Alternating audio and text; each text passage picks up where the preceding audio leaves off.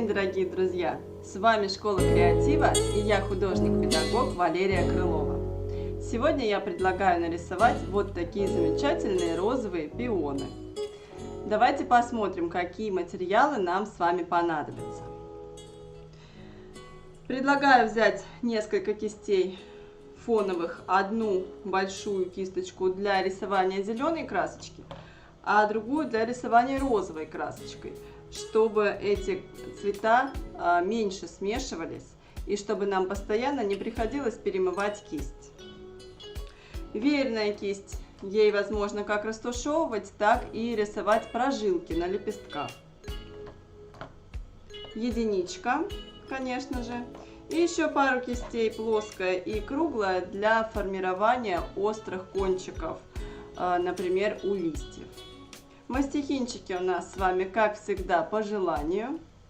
И палитру красочек, в принципе, вы тоже можете выбирать сами, поскольку пионы бывают совершенно разных оттенков. Я предлагаю сегодня использовать белила, неаполитанский кармин, именно кармин, так как неаполитанский розовый немножко будет уводить розовый цвет в серость. Если его нет, то лучше смешать, например, белый с краплаком. Собственно, сам кармин, без добавления белил. Для яркости, для более холодного розового, можно взять немножко пинка, темно-красный краплак.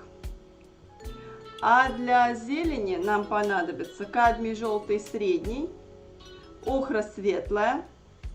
Вот такая красочка араратская зеленая, очень редко она используется, сегодня может нам здорово пригодиться.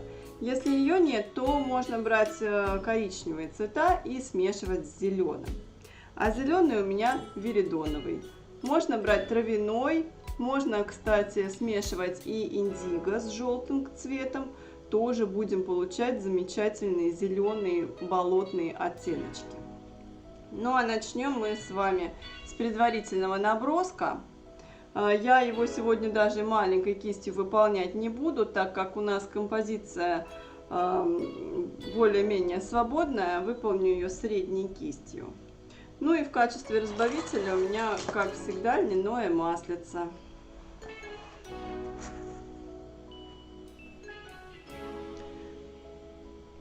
Тряпочки. И возьму розовый цвет, неаполитанский кармин, либо любой другой красный цвет из палитры красных.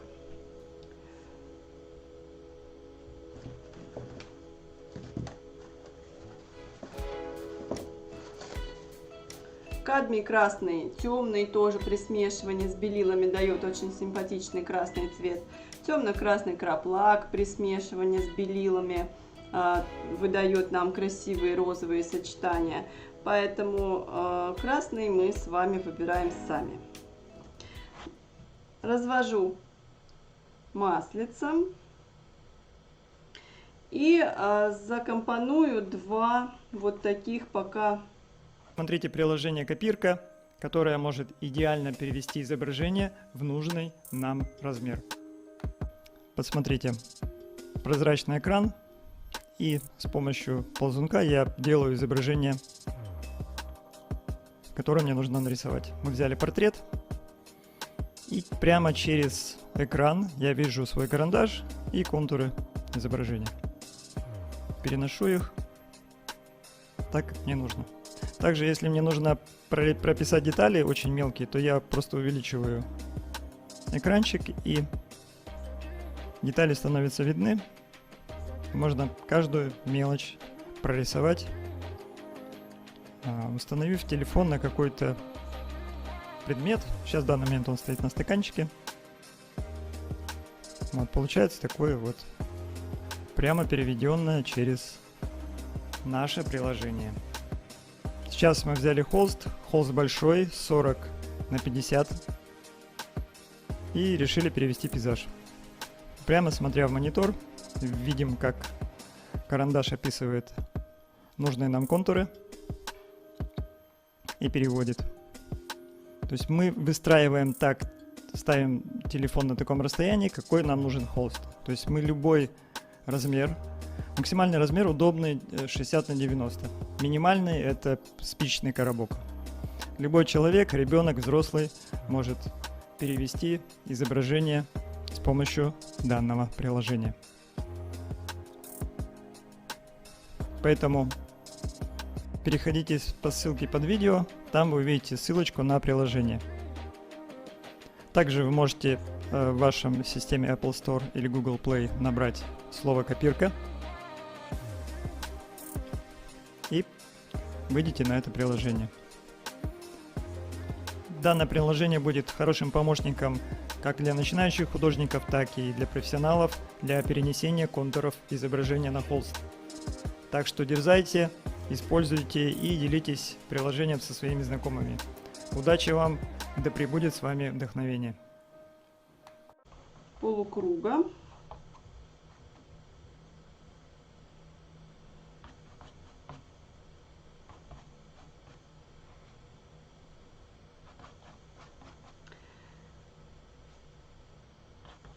Цветочки расположены асимметрично, можно сверху тоже свесить такой еще намек на третий цветок. Мы должны посмотреть, чтобы фона не было слишком много, но и слишком мало тоже. Дальше подетализируем. В основании цветка у нас бутон. Цветок распускался из бутона. И вот как раз в таком сорте пионов очень-очень хорошо этот бутон просматривается.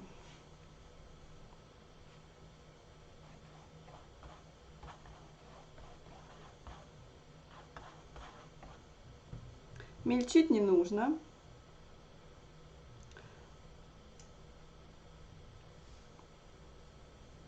Вот два таких бутона. Здесь даже можно охрочкой обозначить серединку. Вот здесь вы видите, что серединочка у нас еще есть. И теперь более детально по лепесткам. Нижний цветочек. Смотрит он у нас вниз. И вот такой шапочкой из лепестков прикрывается наша серединка. Раз лепесточек.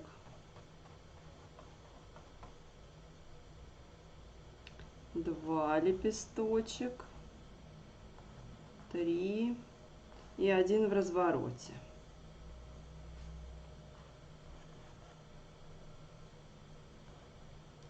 Все до мелочей вырисовывать не нужно, иначе мы с вами сами в собственном рисунке можем запутаться.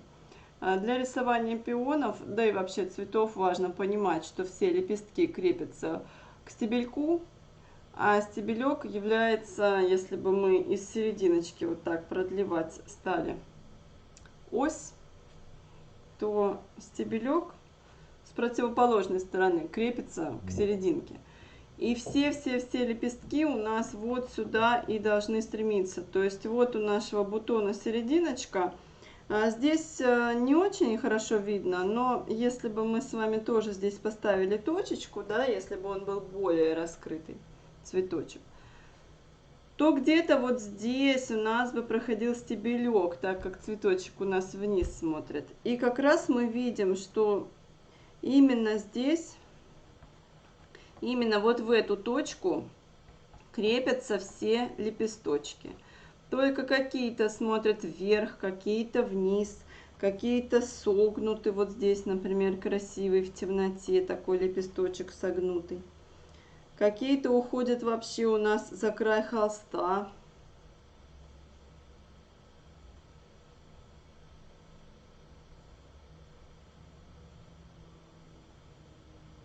Вот таким образом мы с вами делаем набросочек. Так как цветочков у нас всего 2, мы можем подетализировать каждый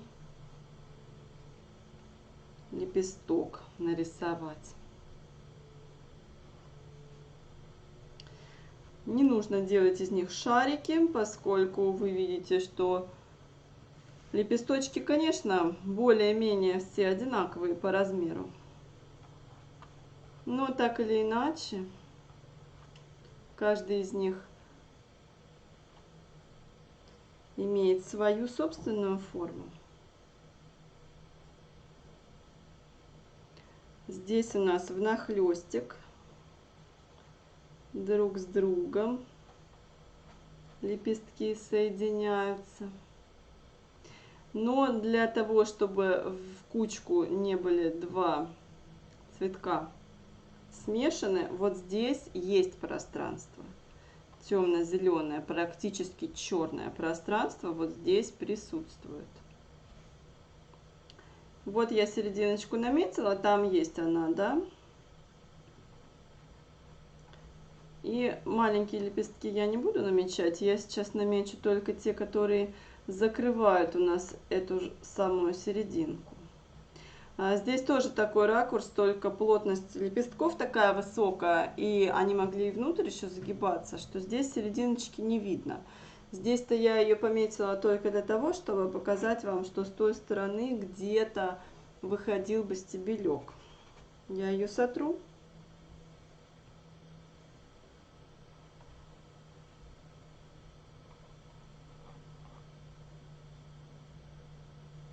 Итак, здесь 2-3 лепестка перекрывают серединку, а дальше они начинают в поворотик уходить. Мы на цветок смотрим немножечко сверху, да, вот так смотрим, и какие-то лепестки мы видим в развороте, а какие-то только краешек видим. Вот как раз ракурс цветка так и передается, что мы все цветочки видим в разном совершенно ракурсе.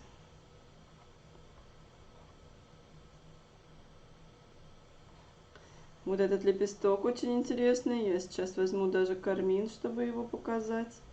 Вот он пошел и уходит за край.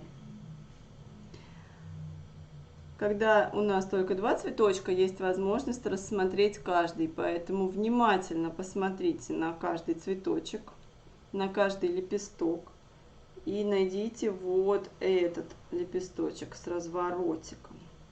Вниз я ему подрисовываю внешнюю сторону лепестка, и получается, что это у нас внешняя сторона лепестка, а там находится внутренняя. Вот присутствие таких лепестков с разворотиком очень обогащает картину. Только нужно их крепить все не отсюда, да, не сбоку, а к серединке. Можете себе воображаемый стебелек пропустить, нарисовать.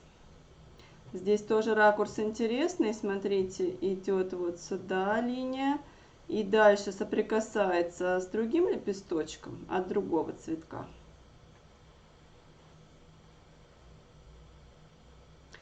А вот здесь внутренний такой кармашек получается. Здесь можете сразу даже протонировать, что здесь темнее, тут светлее. Чтобы не запутаться в лепестках, мы уже скоро начнем тоном работать. Большой помечу только я лепесток сейчас. Проверяем наличие вот этой щелочки темно-зеленой, чтобы она у нас никуда не уезжала.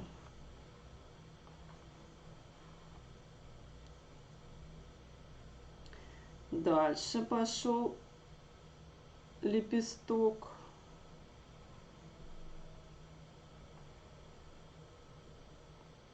Плотность лепесточков очень велика. Не пытайтесь перерисовать каждый.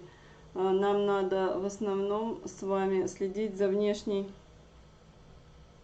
границей. За внешней границей, за внешней даже не границей, а формой. Ну, за границей лепестков, да, и за формой цветка, которая как раз из этих лепестков складывается. Чтобы у нас не свечка вот такая торчала, как у каштанов, и не расплывался цветок. по диагонали через весь холст. Для центральной части я смотрю, что у меня очень мало здесь места, я хочу увеличить. Я сначала увеличиваю лепесток, я хочу цветочек растянуть немножечко, раскрыть побольше. Сначала я увеличиваю лепесток, вот этот лепесточек у меня получился немножко зажатый, ему места не хватило. А потом я стираю лишние линии, чтобы я видела, насколько я этот лепесток увеличила. Вот я вижу, стирая предыдущую линию, что я его увеличила почти на сантиметр. А этот и того больше.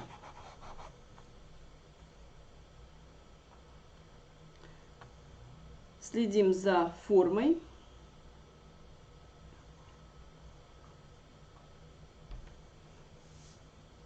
Стебелечка здесь, конечно, нет, я его сотру тоже, чтобы вас не путать. Для рисования любых цветов важно понимать, что все лепесточки крепятся к стебельку. В серединке практически у каждого есть пыльца, серединочка с пыльцой.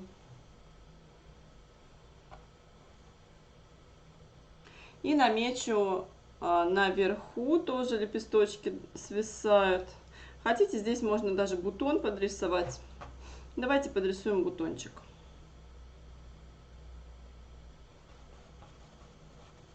Не будем композицию здесь нарушать еще дополнительными лепестками, но их можно дать как цвет фона. Можно не все зеленым закрашивать, можно здесь как цвет фона дать вот эту розовость. Внизу вы даже можете наблюдать, что некоторые коричневые, земля где-то просвечивается. Все это обогатит фон. Если мы просто его закрасим зеленым, то может быть скучновато немного. Мы с вами из фотографии постараемся выжать максимум живописи. Иначе мы могли бы просто распечатать фотографию в хорошем качестве и повесить у себя дома, как, собственно, многие и делают. Но мы с вами легких путей не ищем, и я уверена, что наша картина будет лучше фотографий. Ну что ж, давайте, чтобы надолго не откладывать, мы с тончиком поработаем, потому что видеть лепестки, когда они нарисованы линией, довольно тяжело. Вы видите, что, стирая лишние линии, я уже начала тонировать, и этот цветок смотрится более цельным, нежели где у нас просто с вами линии. Растирочкой мы будем работать без лишних разбавителей, потому что такая работа предполагает 2, может быть даже 3 слоя. Поэтому первый слой уж точно нельзя сделать слишком жидким, иначе краска второго слоя будет стекать. Второй слой — это у нас будут блики. Сначала важно набрать темноту, как и в любом художественном произведении. Так, здесь я бутончик, с вашего позволения, подрисовываю.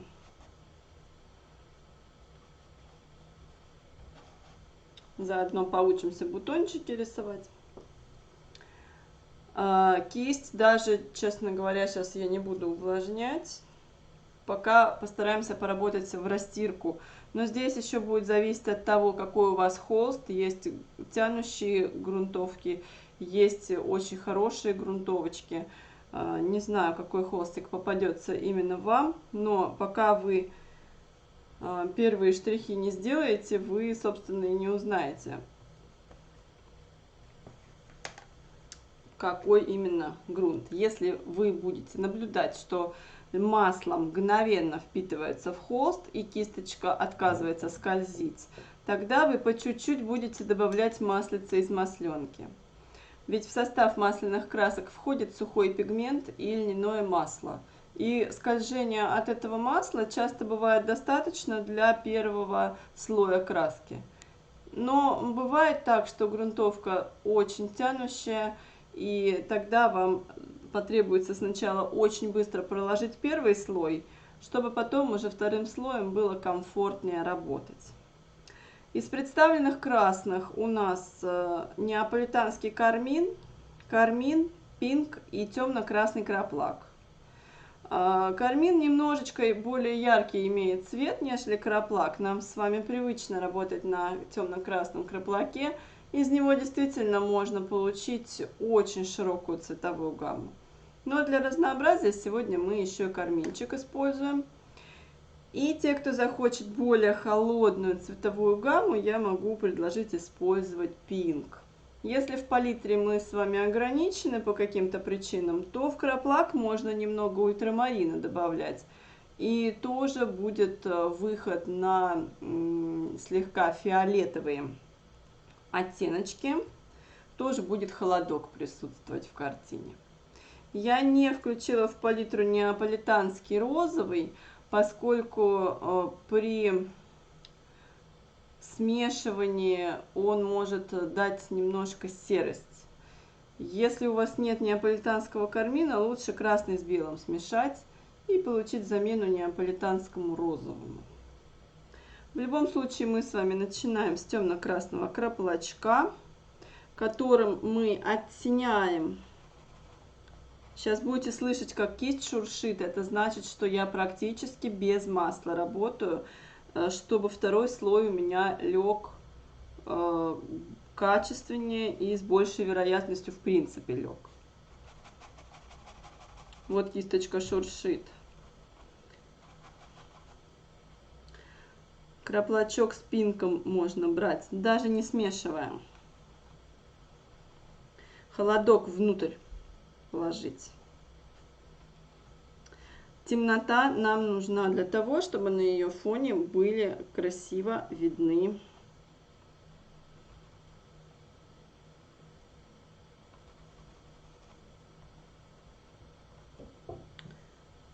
хорошо и красиво были видны лепестки белые. Без зеленого, сразу скажу, работать тоже тяжело, поэтому мы с вами зеленый тоже надолго откладывать не будем.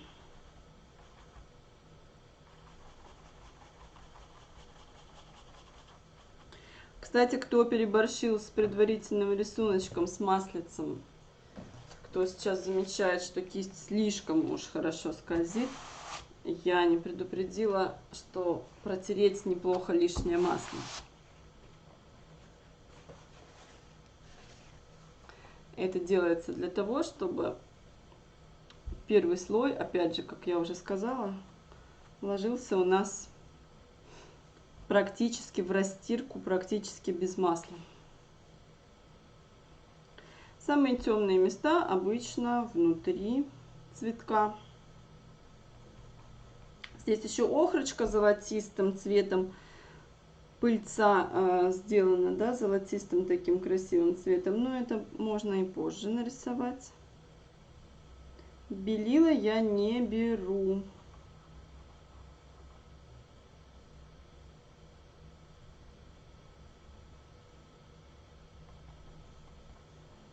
Итак, розовый у нас пинк дает более прохладный оттеночек.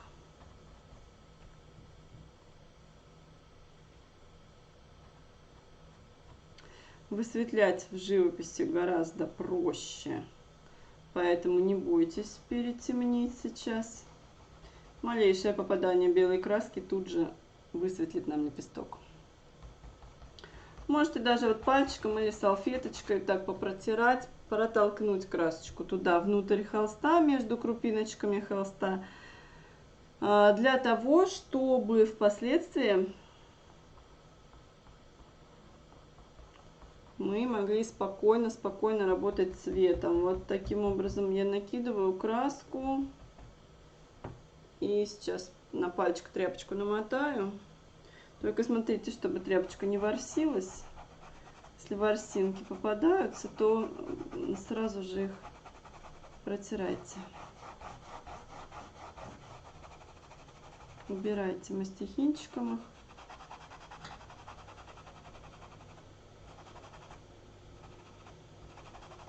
Вот такой свекольный цвет. Это пинк с неаполитанским кармином, либо же можно с белилами смешать его.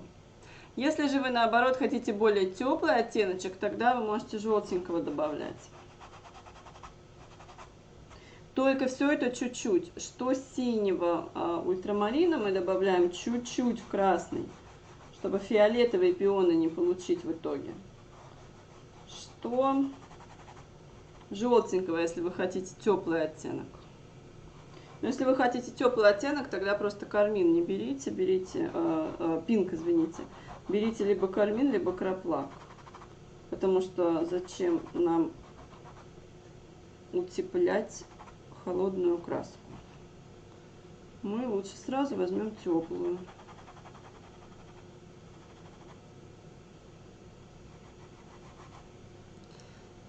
На солнышке растут наши цветы, и здесь вы видите резкие довольно переходы, свет-тень, естественное освещение.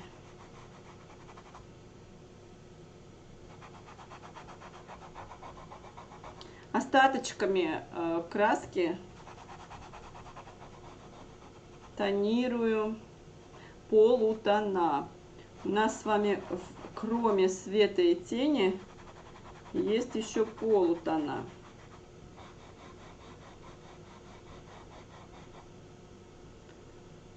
Предварительный рисуночек, он сейчас виден. За счет того, что я в разном направлении растираю, а кое-где оставляю белые пространства, кое-где виден предварительный контур. Поэтому мы с вами предварительный рисуночек делали не зря.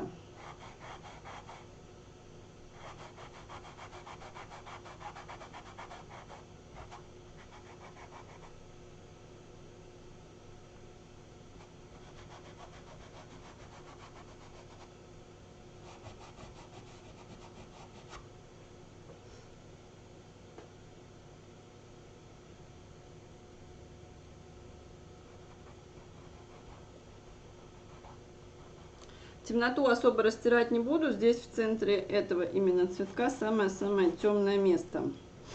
Оно и должно оставаться темным.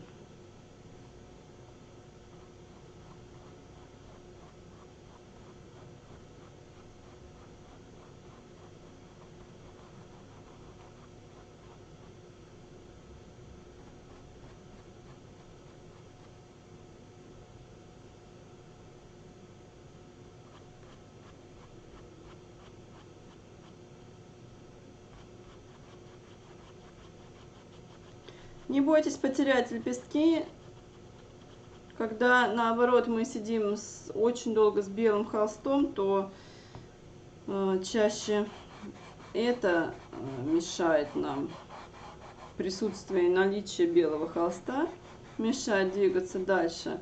А когда потихонечку красочка насыщает холст, то и видение художественное, целостное тоже приходит.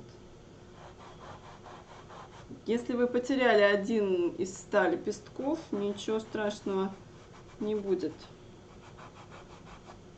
Но пока у нас белый хвост есть на картине, воспринимается картина не полностью, и детализация при наличии белого холста невозможна, затруднена. Белым холстом могут быть чисто сейчас белые лепестки. Белый холст за белые лепестки у нас получается сейчас выступает, и это нам особо не мешает.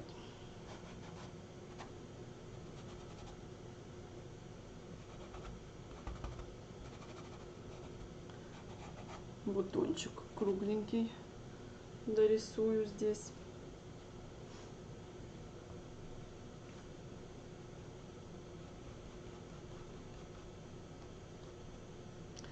И если хотите, там можно какие-то еще намеки сделать на следующие цветы, если они в саду растут, кустик пионов там может быть какой-то.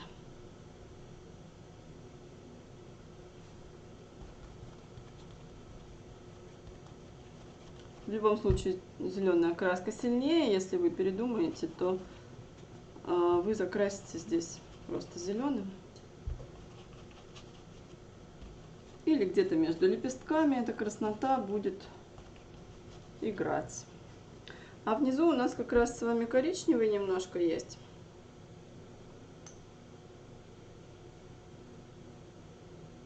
Его с охрой можно даже нарисовать.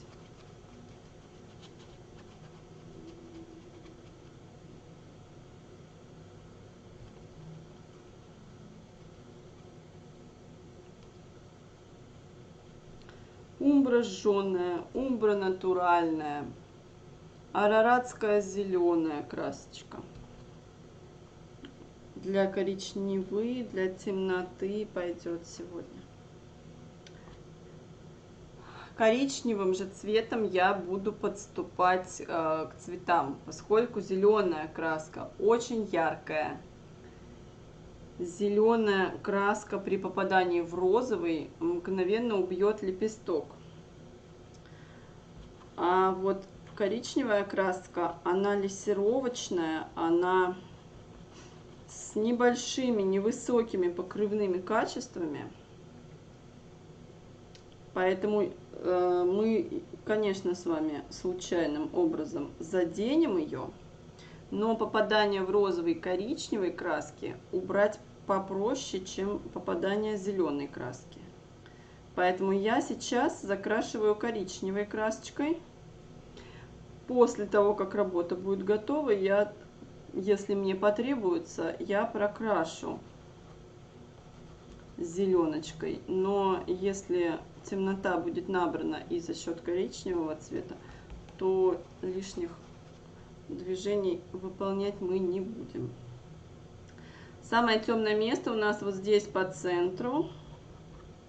Вы можете, в принципе, не срисовывать с картинки, потому что цветы, листья, они как захочется, так и располагаются. Подул ветерок, они по-другому располагаются. Здесь скорее темное пятно нужно для того, чтобы разъединить два цветочка. Но чтобы картина не развалилась на две части, здесь мы соединяем.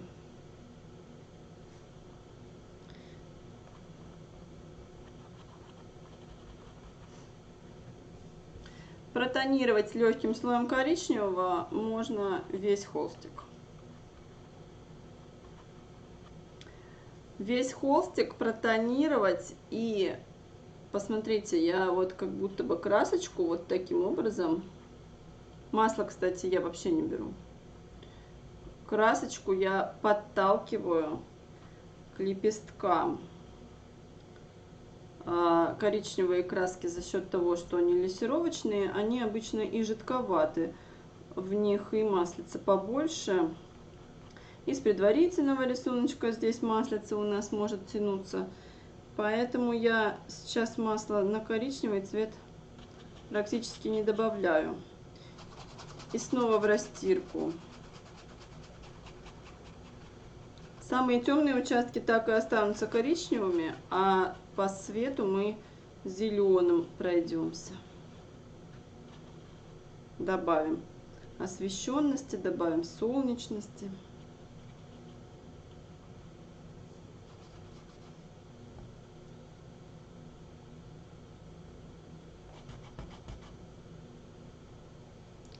Здесь цветочек теневой, его светить не будем. Я здесь убираю белый холст. И вот сейчас подцепляется коричневая красочка, но управлять ей гораздо проще, если бы сюда добавился сейчас зеленый цвет. Итак, на начальном этапе мы с вами раскидали цветочки, их сделали шариками. После того, как мы их протонировали, и сейчас мы делаем им окружение, это уже перестает быть просто шариками.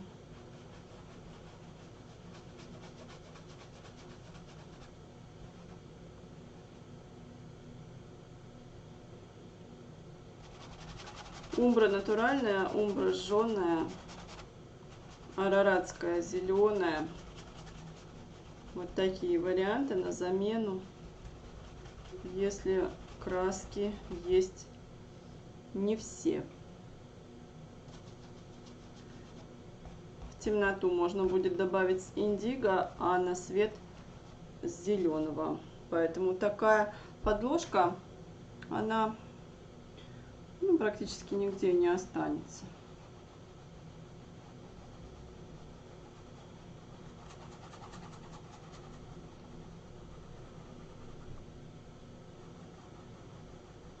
На белую окантовочку лепестков я немножко держу здесь миллиметрик другой про запас. Увеличивать лепесточек всегда проще, чем возвращаться на рисование фона.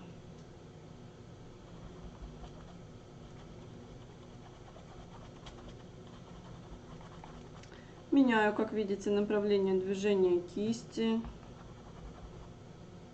Около цветочков не вводите пока зеленый, а в принципе вот сюда можно вводить на уголок, где у нас далеко до лепестков. В принципе можно будет сейчас зеленочку тоже вводить как цвет. До рисования листиков еще далеко, но как цвет можно его будет на углы расположить.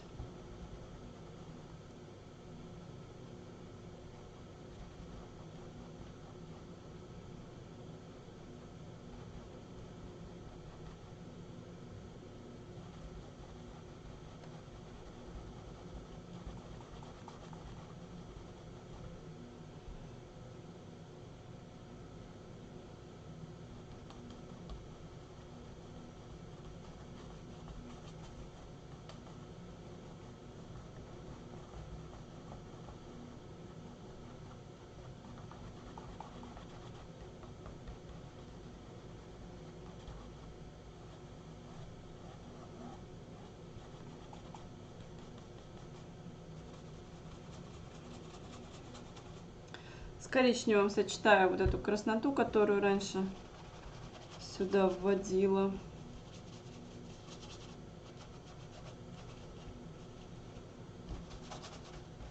Может быть, кто-то захочет по верхушке пустить немножко голубого. Если на природе растут наши цветы, а не в вазе, то там, может быть, где-то просвечивается небо между листиками. Фантазируйте. В плане освещения я всегда за то, чтобы доверять фотографии, либо референсу. Начинающим художникам часто бывает сложно определить, где свет, где тень. Поэтому, чтобы не наврать в плане освещения, мы с вами доверяем автору, либо фото. Но когда рисуем, здесь тоже свои нюансы есть. Когда мы рисуем на природе, здесь освещение с нескольких сторон падает. Поэтому здесь будет у нас чуть позже выступать наш один из главных принципов живописи. Темное хорошо видно на светлом, светлое на темном. Ну вот для того как раз, чтобы красивые, яркие показать нежного цвета цветочки, фон достаточно темный.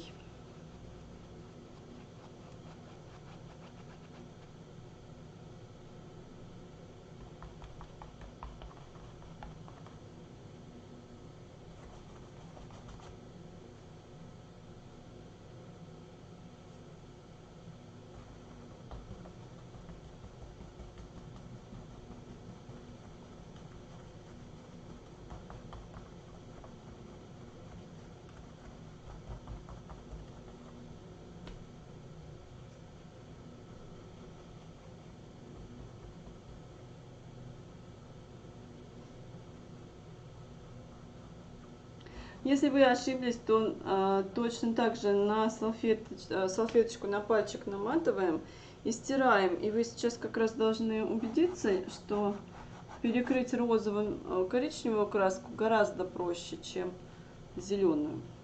Поэтому не кидайтесь сразу же вырисовывать зеленые листья.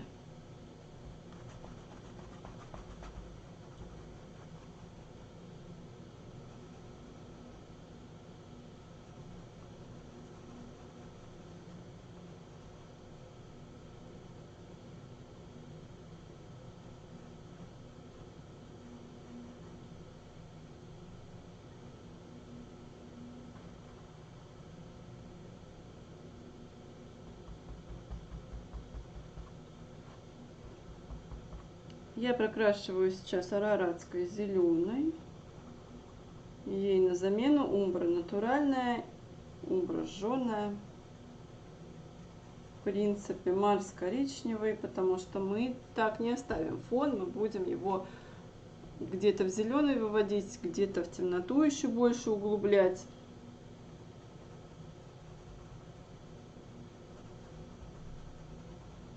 А окантовочку цветам я когда сделаю, я могу сюда уже зеленки добавить.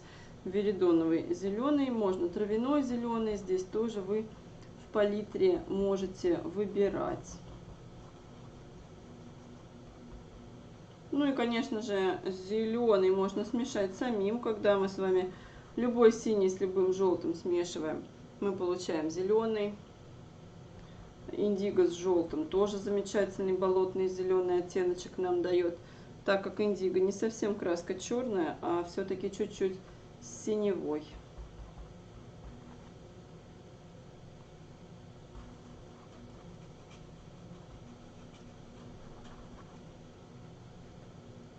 Теперь я беру с зеленым цветом.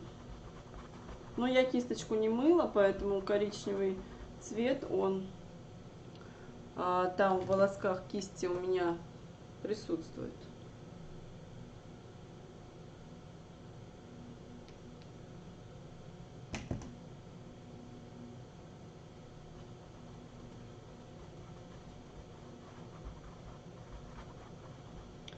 Когда мы темноту с вами набираем, важно краску, количество краски чувствовать. Прям пальчиком потрогайте, она должна и в одно время присутствовать на холсте, и в то же время кусками не лежать, чтобы мы могли вторым слоем наносить блики.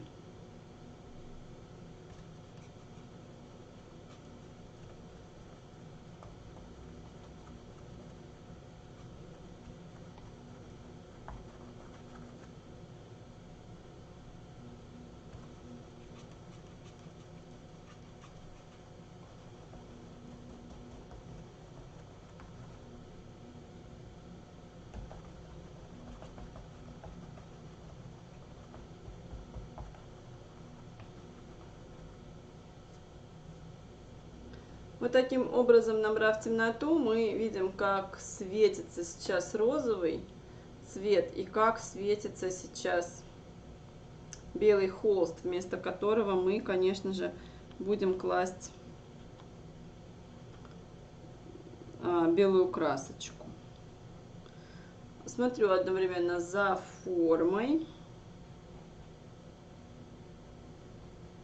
Угловатость мне здесь не очень нравится, я ее чуть-чуть снимаю, и здесь немножко сняла квадратность.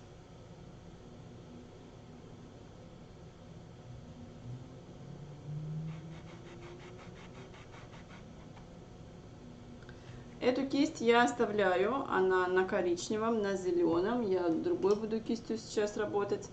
Для рисования цветов хорошо подходят так называемые цветочные кисти со скругленным кончиком. Некоторые кисти плоские, синтетика плоская, хорошо подходят для рисования маков, например, там, где остренькие краешки у лепестков. Ну а когда у нас такие округлые, то хорошо подходят вот такие кисти со скругленным кончиком. Для рисования более мелких цветов можно даже в косметическом отделе приглядывать себе кисти. Например, для рисования ромашек очень хорошо подходят косметические кисти. Но открою секрет, что мастера макияжа иногда в художественном магазине покупают себе кисточки тоже. Поэтому такой обмен у нас происходит. Сейчас мы с вами будем уже работать конкретно над каждым лепесточком. Маслице из масленочки, если нужно, пожалуйста, поменяйте.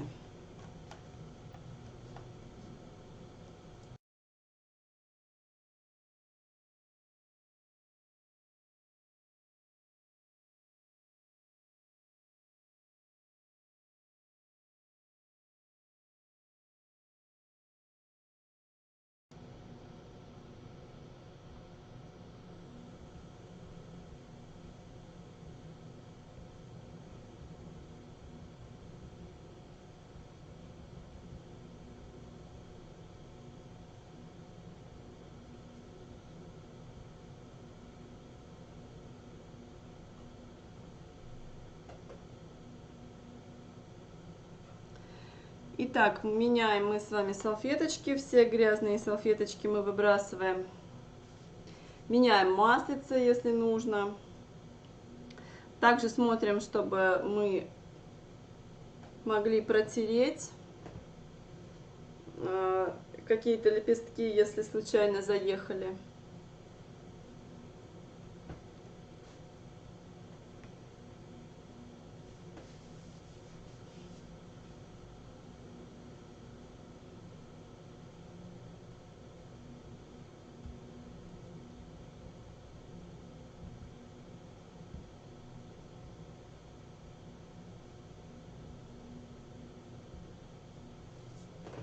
И начинаем мы с вами, кисти только не перепутайте, начинаем мы оживлять лепесточки с внешних лепестков. Начинаем работать с лепестками сначала с внешними, поскольку вот эти шарики, помните, бутоны, которые мы рисовали, они находятся к нам ближе, чем внешние распустившиеся лепесточки. Все движения, которые мы будем совершать, они у нас пойдут от кончика лепестка к центру.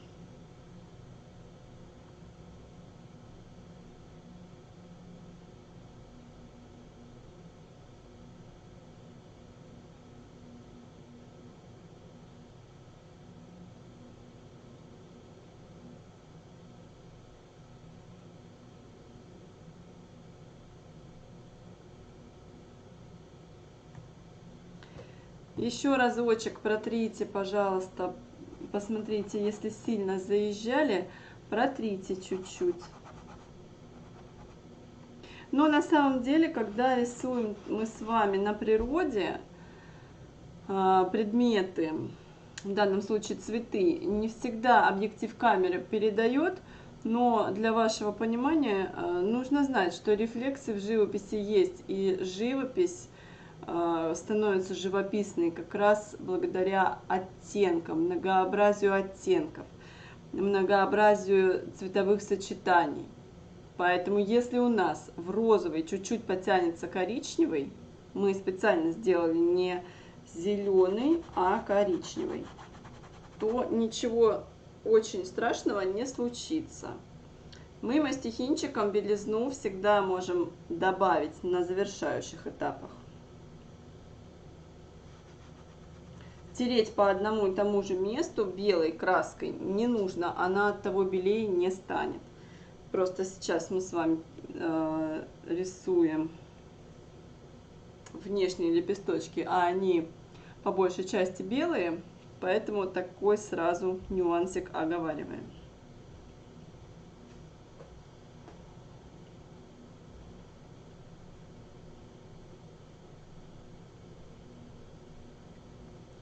Итак, я смешиваю белила. Так как здесь у меня внешний светлый, я возьму рядом лежащий неаполитанский кармин. Маслице смотрите сами. Если у нас тянущая грунтовка, вы это уже должны были заметить к данному моменту, то вы добавляете немножечко масла. И смотрите, каким образом я накладываю красочку. Рабочий будет в основном кончик, поэтому забивать краску в основании кисти не нужно. Вы промыть хорошо не сможете, да и это увеличивает просто расход краски, поскольку мы с вами вот таким образом красочку как будто бы выталкиваем на кончик лепестка. Розовый с коричневым очень-очень хорошее сочетание, поэтому бояться его не нужно.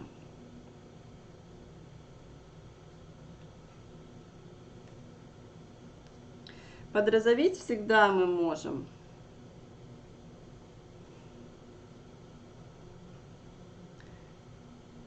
Лепесточек кончиком своим на свет идет, а внутренняя часть у него уходит в тень, и ее мы подрозовим немножко.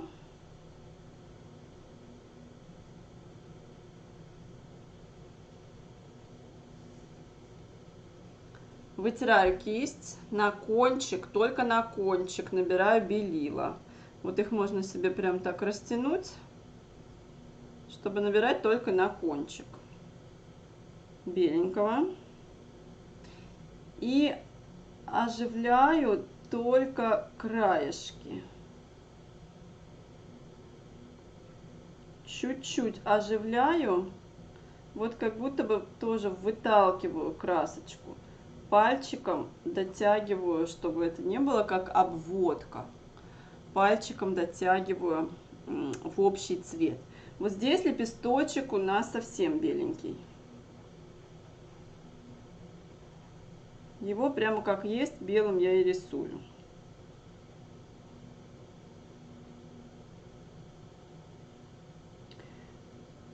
Белая краска любит, когда она ложится погуще, чем тени. Поэтому формирование бортиков, когда вот мы вот так кисточкой выталкиваем краску к бортикам, оно, как краешком лепестка, да, оно может формировать это движение, кромочку беленькую на кончике лепестков. Это очень даже неплохо. И тут же прикроем следующим рядом лепестков, чтобы разницу понимать между вот этим лепестком и этим. Этот лепесток потемнее. У нас он протонирован уже. Он у нас уже протонирован с вами.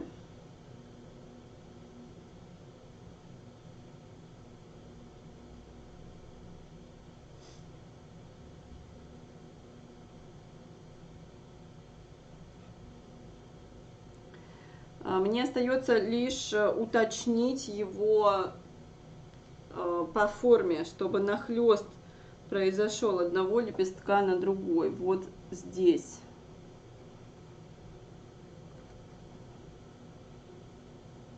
Неаполитанский кармин с обычным кармином. Здесь на самом деле чуть-чуть опять миллиметр мы можем оставить кромочки. Если растерли слишком сильно, вот сюда еще подкладываю краску. Если сильно растерли и вытерли тень, то сюда в основание лепесточка тенюшку положим. Можно растушевывать верной кистью, можно пальчиком, можно рабочей кистью. Но мне хочется, чтобы у нас с вами был свет, тень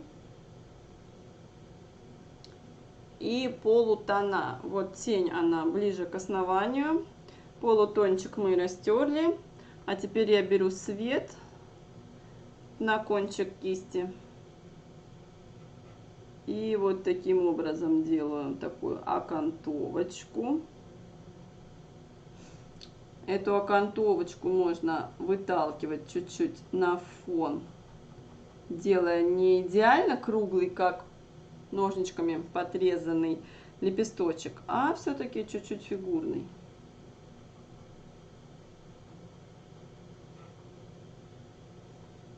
Пальчиком уже слишком далеко я не тяну сюда, внутрь лепестка, потому что туда-сюда вот это растирание, оно, если вы дотрете пальцем до основания, уже до бутона, то и тень снова пропадет, придется опять возвращаться на тень, и одну и ту же работу мы несколько раз с вами должны будем проделывать.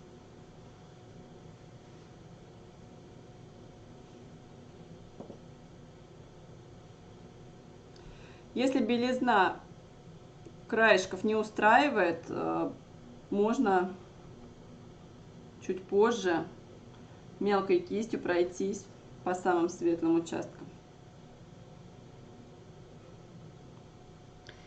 Еще здесь такой же цвет присутствует, неаполитанский кармин с белилами.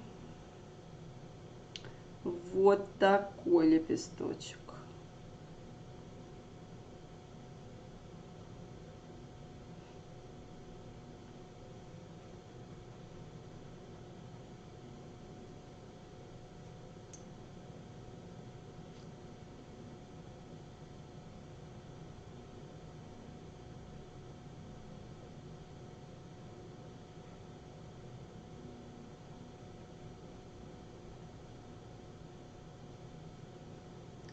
Направление движения кисти, конечно, было бы удобнее вот так нарисовать. Но когда красочка в таком направлении застынет, может быть не совсем понятно, что это лепесток, а все-таки у нас прожилки таким образом располагаются у лепестков, что они от кончика к центру идут. Хотите, можно утемнить основание лепесточка, хотите, можно высветлить его верхушечку. Здесь места немного, поэтому что-то одно сделаем. Я утемню его к основанию. Это позволит мне вырисовывать чуть позже белилами толщиночки других маленьких лепестков. И еще тут один розовенький лепесток у нас есть. Торчит половиночка, а потом еще один. И вот чтобы нахлест произошел одного лепестка на другой, вот этот я потемнее сейчас сделаю.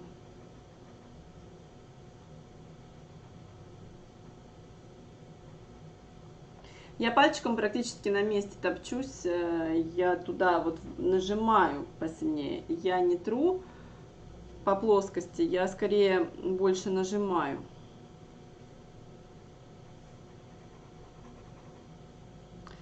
Смотрим, если по плотности краска лежит хорошо, то мы не перекрашиваем. Если же хочется чуть-чуть цветочек подкраснить, уплотнить, то движениями от кончика к центру мы это делаем.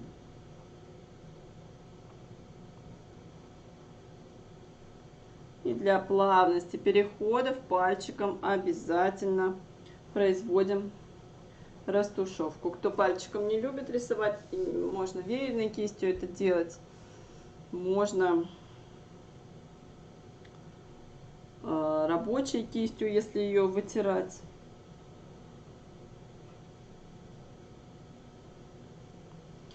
Немножко опять я набираю краски на кончик, даже не белый, вам немножко здесь видно, да, не белую я беру, а розоватую, поскольку здесь не такой уж яркий свет. Но все-таки кончик этого лепестка хочется чуть-чуть высветлить для того, чтобы показать его на фоне другого, предыдущего лепесточка маленького.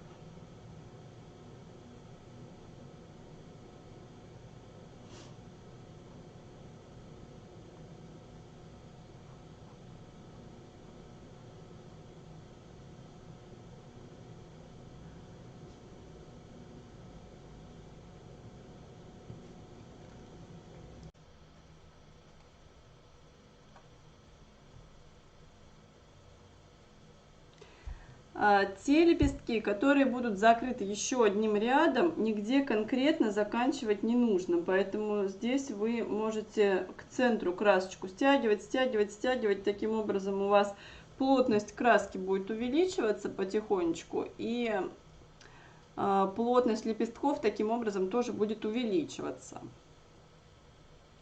Мы продолжаем работать с внешними лепестками. Вот здесь у нас темнота. Смотрим, если ее нужно добавить, то я делаю это вторым слоем красочки, тоже без особого разбавителя. Маслечко я практически не беру. Либо я втираю, либо на свет я беру маслица. Тенюшки я практически все втираю. А здесь такой резкий переход, свет и тень. Ну, здесь от следующих лепестков тень падает, да? Поэтому половина лепестка у нас тут находится в тени, половина на свету. Перед тем, как такой большой лепесток белым рисовать, я после розового кисточку несколько раз промою. Беру белый, выталкиваю немножко краску. Это один лепесток. Бывает такая распространенная ошибка провести 10 раз вот так кистью к центру, совсем не соединив мазки между собой, и ощущение, что это 10 лепестков. Чтобы такого не произошло, мы с вами без отрыва практически кистью плавненько выталкиваем краску наружу, но ведем кисть. Вот как, если вы вот так будете делать, то, скорее всего, щели между мазками будут путать зрителя, и такое будет ощущение, что это несколько на самом деле лепестков, а не один. Мы вот таким образом выталкиваем красочку и чуть-чуть даем движение кисти. Здесь снова практически на месте я растушевываю, чтобы всю тень не убить и в то же время весь свет не убить. И вот здесь как раз большой лепесток я могу поработать веерной кистью. Веерная кисть очень быстро слипается, но сегодня это хорошо, когда волоски слипнутся, они будут давать такой эффект, как будто бы прожилки. Если сильно переборщите с этим в процессе работы, то вытираете кисть, растягиваете ее вот таким образом, а лишние полосочки объединяете пальчиком.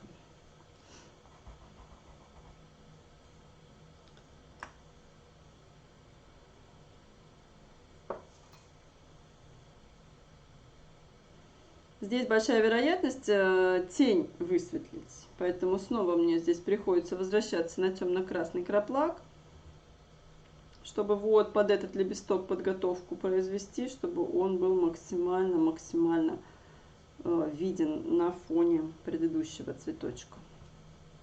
Поэтому растирочка здесь практически на месте, я пальчиком топчусь почти на месте.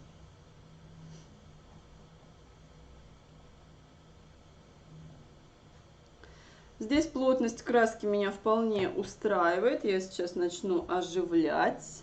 Не совсем белым, а розоватым. Вот этот кончик. Кисть у меня 14 номер. Ею можно нарисовать как широкий лепесток, вот так даже распушив еще дополнительно кисть, так и довольно тоненький, если ребрышком кисти работать. Поэтому все можно нарисовать одной кистью. Если правильно ее располагать, даже не то, что правильно, а хотя бы просто нажимать на нее по-разному и к холсту располагать по-разному. А вот здесь довольно светлый лепесток, но прежде чем его нарисовать, все-таки нужно вот тот дальний, там вы видите небольшой лепесточек еще дальний есть. Вот удобнее сначала нарисовать его. Даже его бы я специально коричневым загрязнила, добавив еще больше рефлексов в розовый цвет.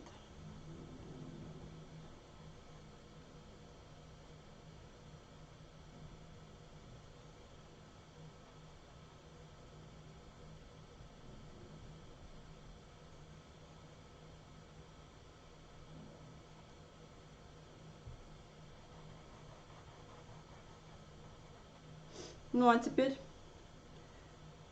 вот таким движением. Сначала я прицеливаюсь, а потом вот таким движением я поведу красочку, наберу немножко масла. Сейчас для скольжения я возьму. Итак, ставлю кисточку острым концом, где мне нужен широкий край лепестка, я на нее нажимаю, а снова увести внутрь, снова ставлю на острие. Форма лепестка готова. Мне нужно теперь добавить на левую его границу света побольше. Ну, как будто бы кромочку высветлить. Здесь очень мало места, но мне хочется, чтобы вы смогли сюда уместить и свет, и тень, и полутон. Под полутон мы сейчас положили белилами. Сейчас я работаю со светом. Если 14 номером вам неудобно работать, берите, пожалуйста, сейчас поменьше какую-то кисть, чтобы умудриться поместить сюда на такую тонкую площадочку кромку света. И мне хочется, чтобы по-другому, расположив кисть, вот так, да, мы с вами сюда еще тенюшечку подрисовали.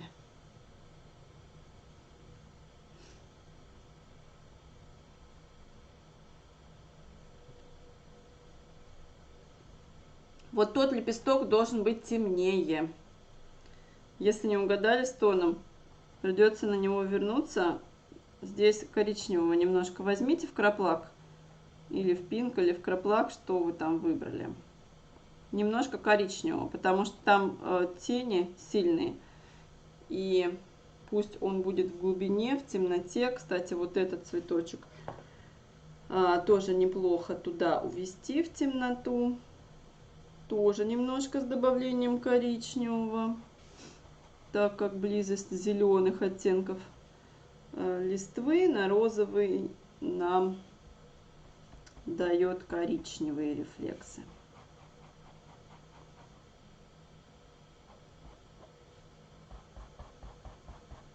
Второстепенные лепестки я делаю более коричневыми, чтобы они не отвлекали нас.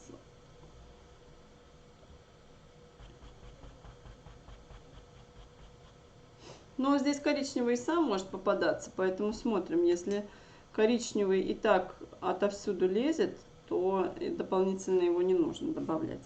Если же вам удается контролировать красочку, это очень здорово, то можно дополнительно самим ввести сюда коричневый. И вы видите, как на фоне коричневого какие-то яркие такие прожилочки видны довольно хорошо. Буду сейчас параллельно еще вот этот цветочек рисовать. Мы идем с вами по внешним границам, по внешним лепесткам. Те, которые чашелистик, бутончик, когда раскрывался, они внешние у нас, да, которые формировали в начале цветения бутон.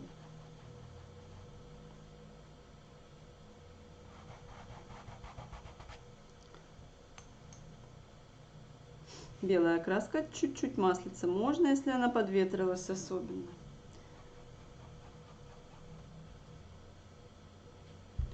На всю кисть я краску не набираю. Ее сложно будет помыть, поменять, из цвета в цвет перейти.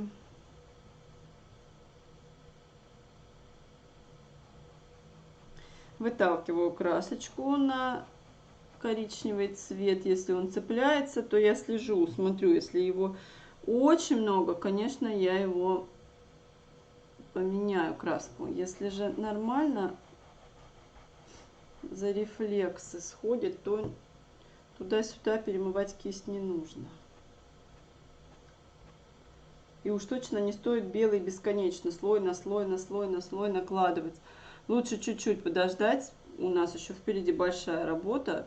Поработаем с листьями. И в самом конце можно будет вернуться, высветлить какие-то лепестки, которые вам кажутся грязноватыми. Тем более, что вы их и в процессе работы еще можете попортить. такая практика в живописи присутствует, что мы в конце возвращаемся на темные и на самые светлые.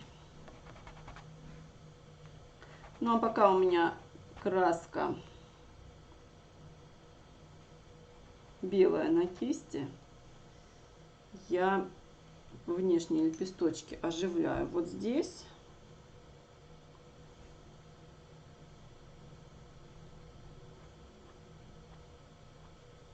Я примакнула кисть, немножечко поелозила, убедилась, что прилипла красочка. И начинаю двигаться, ну, конечно, у меня быстрее движение происходит. Сейчас замедляю для вас. И плавно, плавно, плавно отпускаем, чтобы даже не было особенно заметно, где мы с вами отпустили кисть.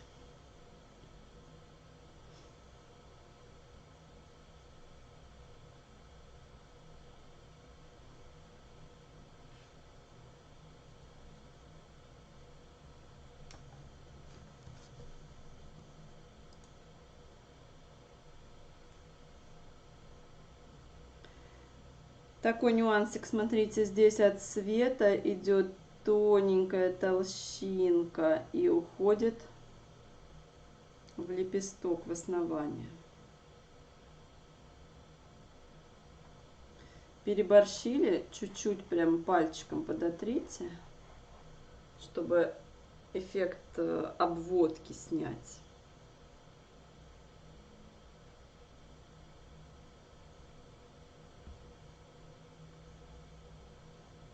Параллельно сейчас вот этот цветочек следующий, тоже он на свет попадает. Он так уголочком сложился. Здесь, кстати, можно и мастихинчик ввести,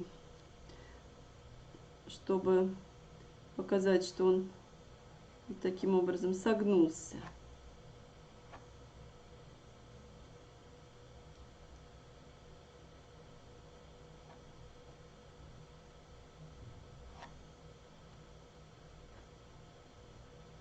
Смотрите, чтобы краска не выходила за границы мастихина.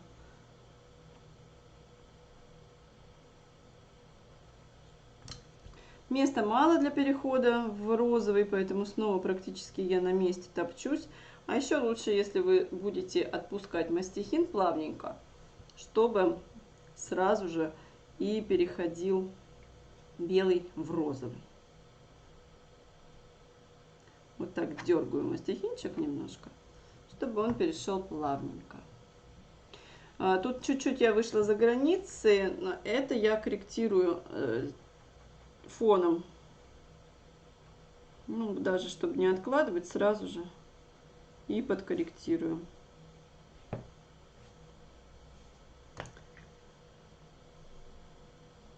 Дальше плотность смотрю, внешние лепестки, да, идем дальше. Здесь плотность, в принципе, меня устраивает розовой красочки. Аккуратнее только кончик сделаю. А по тону и по плотности, несмотря на то, что салфеточкой я втирала, в принципе, краска лежит хорошо. Поэтому снова я здесь на белый перехожу. Сейчас даже я немножко переверну холст, чтобы рукой не закрывать ворс кисти. Кончик здесь светится вот таким образом. Снова я будто бы выталкиваю красочку.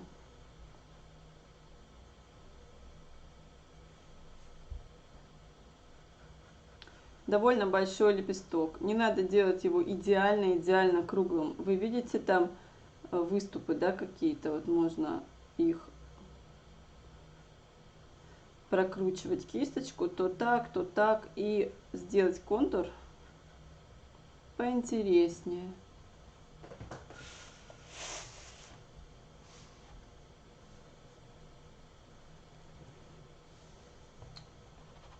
Практически на месте растушевываю для того, чтобы не убить здесь тенюшку, хоть она здесь и не такая уж сильная, но все же растушевываю практически на месте.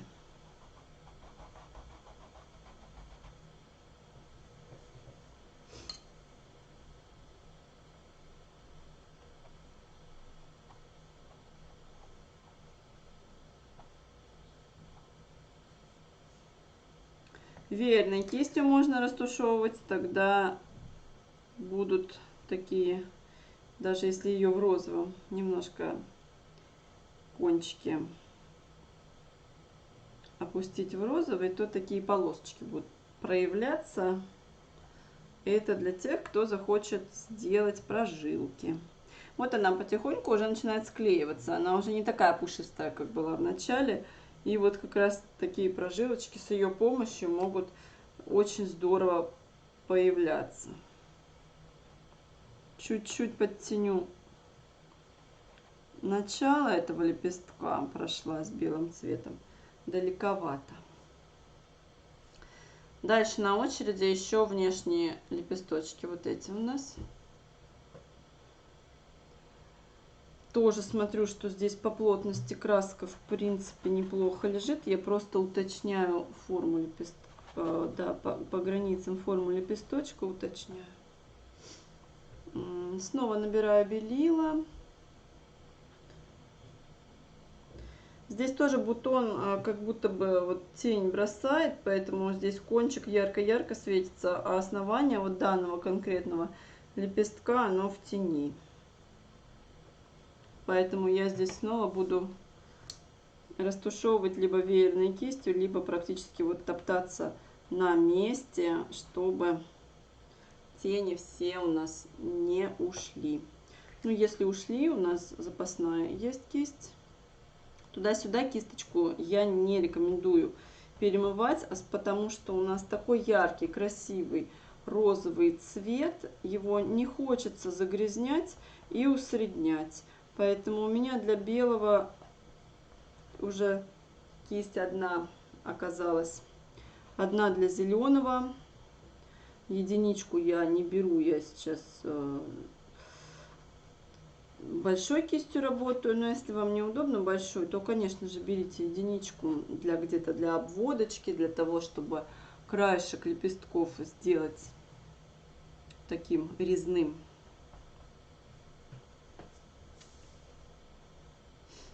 Дальше смотрю, что вот здесь довольно серьезная темнота.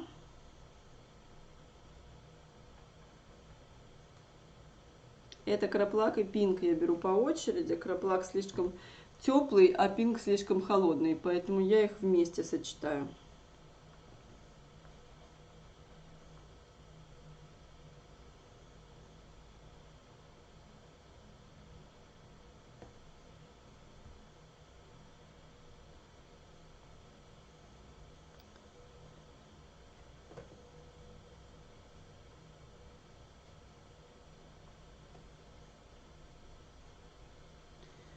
Дальше следующий лепесток, тоже здесь по форме и по плотности краска лежит хорошо, я не буду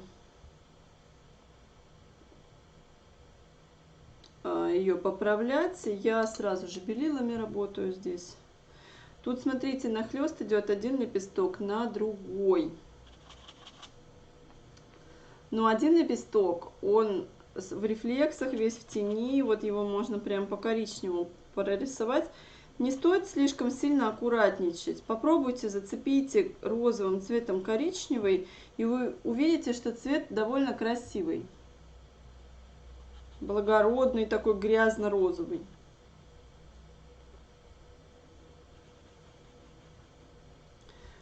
А вот на его фоне еще один лепесточек вот такой. Тут я уже почище беру красочку. И вот у нас еще один элемент, когда у нас был один лепесток, а мы на его фоне светом нарисовали другой лепесток. Это нам пригодится вот здесь, в центре.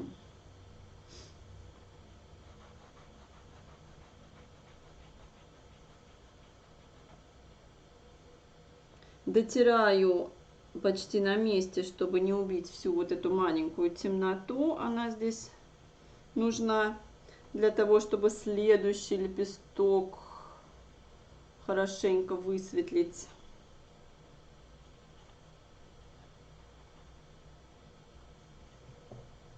Закрываю рукой ворс кисти. Давайте чуть-чуть под наклоном положу. чтобы вы видели, что движение вот такое выталкивающее краску. Протонировав хорошенечко в самом начале, сейчас мы имеем возможность только белой краской работать, при необходимости чуть-чуть растирая. Следите, пожалуйста, тоже, чтобы руки были не грязные. Этот цветок находится на краю холста. Фотограф не имел возможности понизить яркость этого конкретного лепесточка. Мы же с вами имеем такую возможность. Поэтому на краю холста мы вырисовывать слишком четко не будем. Чуть-чуть я заканчиваю не светом. Свет могу вот сюда вот нахлестик положить. То есть, да, там должен быть свет, но мы художники, мы интерпретируем.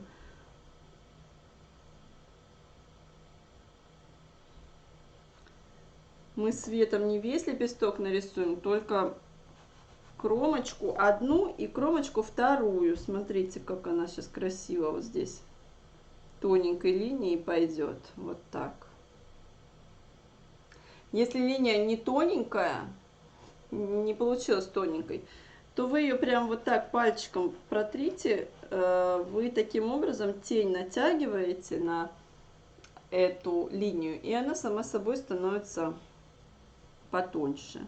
Ну и если нечего натягивать, если сэкономили красочку, то добавьте цвета.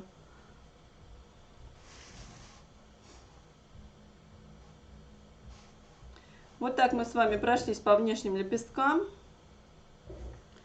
Ну, если есть большое желание, можно, в принципе, вот этот фоновый лепесточек тоже ему маленький-маленький свет дать. Он там зажат.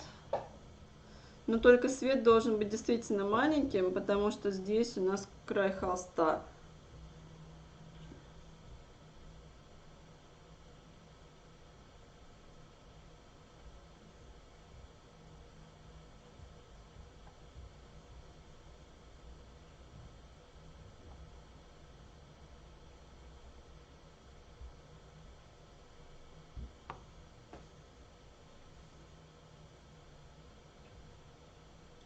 И внешний лепесточек еще вот здесь у нас.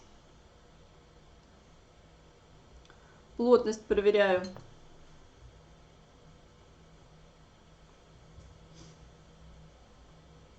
Краски, и если нужно, чуть-чуть затемняю в основании. Самое-самое темное у нас с вами в основании бутона.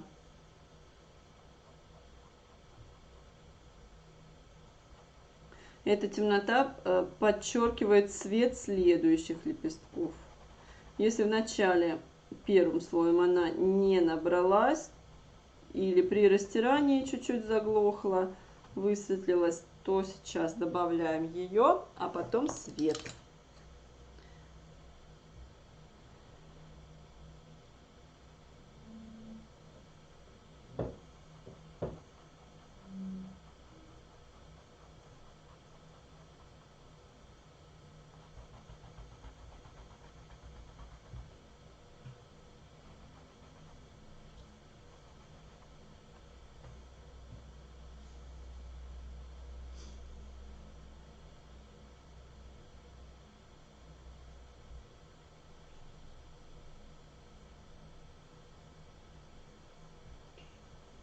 Сейчас будет такой важный моментик.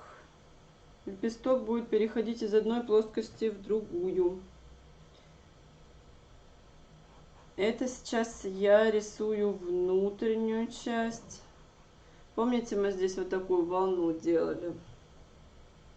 Внутренняя часть лепестка, она более-менее на темноте, но только кончик тут чуть-чуть начинает светиться. Главное, держите в темноте вот эту часть между вот этим лепестком и поворотом этого лепестка. Далее я сразу проверю сейчас плотность следующего лепесточка, вот этого.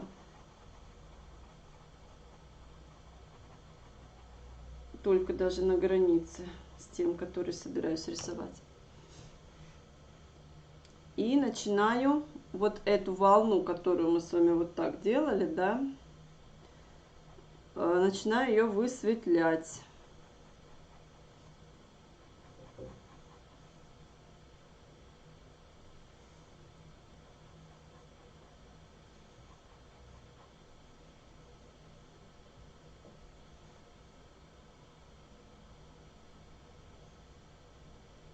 И здесь очень-очень мало места для того, чтобы лепесток закруглить. Вот так в точку он уходит, а потом выворачивается другой стороной. Вот это место, снова здесь мало места, чтобы в полутончик уйти. И тут же в тень. Полутон нормальный, по плотности краска лежит неплохо.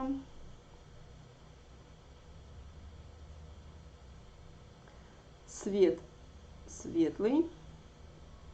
Полутон от той растирки, которую мы с вами растирали в начале. А тенюшечку я бы немножко, не то чтобы утемнила, я бы ее подровняла просто. Давайте снова холстик я переверну, чтобы рукой не закрывать кисть.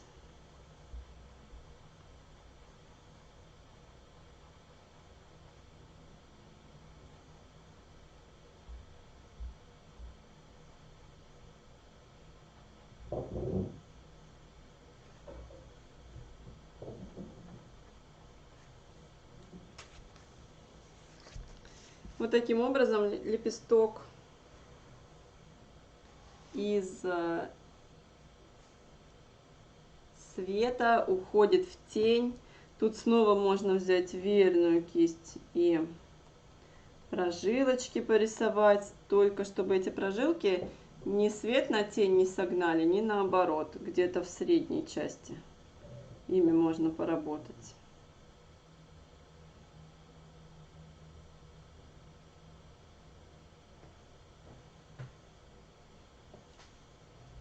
И мы подбираемся к центру. Белого холста у нас нет, поэтому мы в основном тут только высветляем кончики лепестков. Вот этот лепесточек за тем, который сейчас рисовала, следует.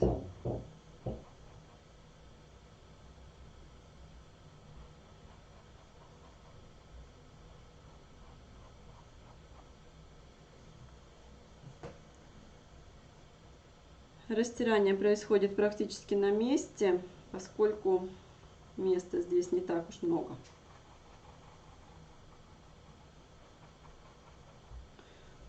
Плавные переходы из одного цвета в другой будут проще даваться, когда масла немного и когда краски немного.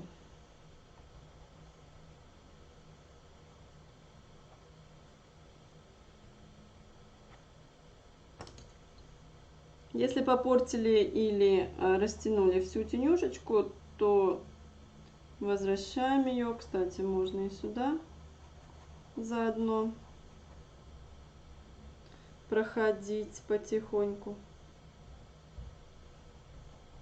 Плотность увеличиваю красочки. Мы растирали в начале, чтобы глаза привыкали к нужному тону. А сейчас смотрим, если по плотности краска лежит недостаточно плотно, то ее наращиваем, плотность эту.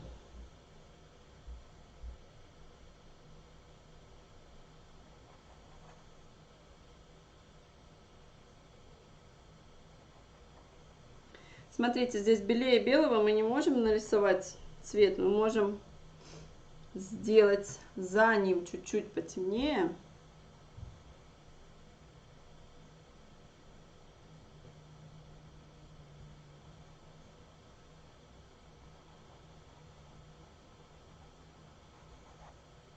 И тогда эта белизна у нас тоже с вами будет проявляться.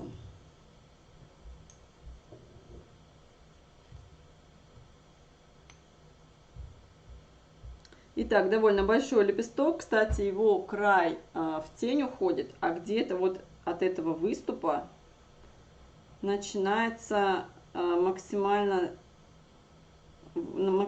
высветление. Если я его вот так обведу просто, он будет кругленький. А вот если я буду вот такими выталкивающими движениями работать, то форма лепестка будет поинтереснее. И снова здесь очень мало места, чтобы перейти из полутона в свет, не задев при этом тень.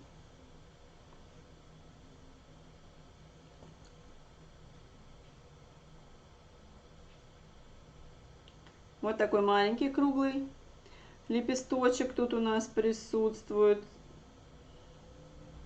Поправляю его тень.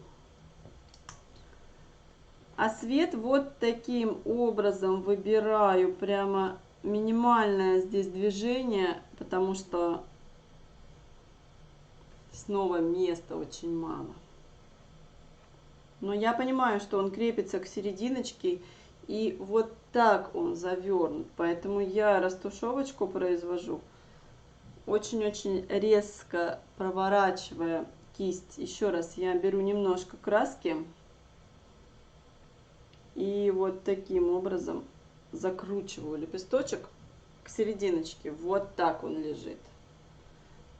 Вот сюда закручивается.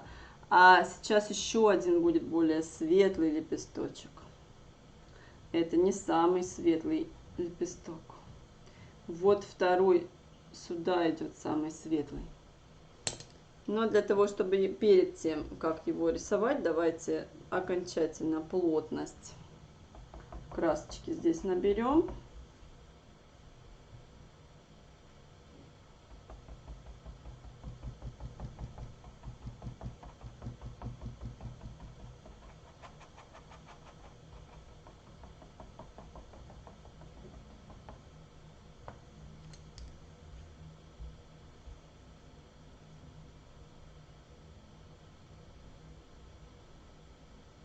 Итак, очень мало здесь места. Давайте-ка сначала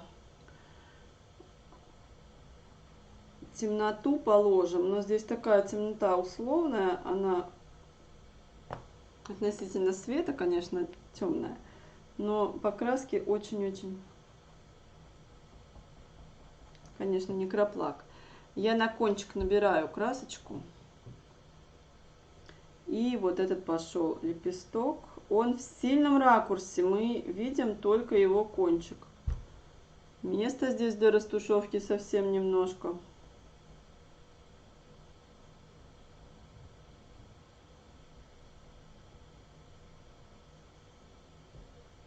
Вот так. И пальчиком, если он помещается, можно вот таким образом поводить.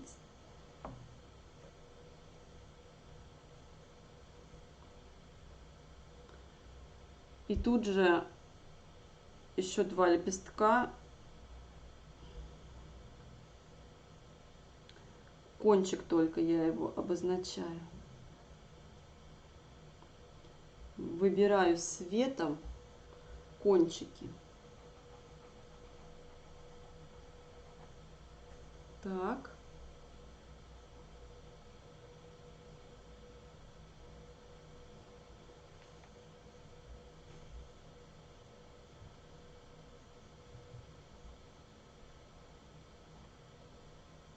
Краска у нас лежит уже, тон у нас есть. Мы сейчас на кончик набираем белую краску, причем ее немного. Можно даже не белую, чуть-чуть с розовинкой.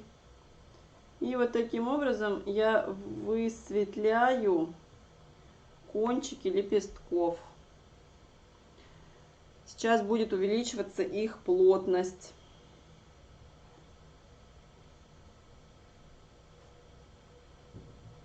Вот этот лепесток заворачивается. С противоположной стороны тоже есть лепесток, который заворачивается. Он вот таким уголочком прямо идет.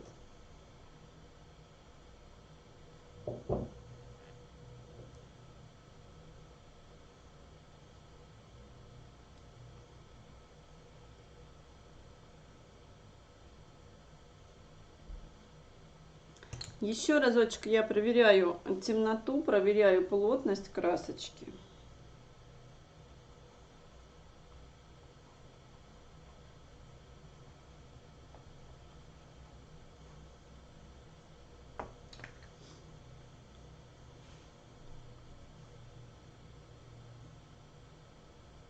И здесь уже настолько тонкие лепестки, что здесь вот таким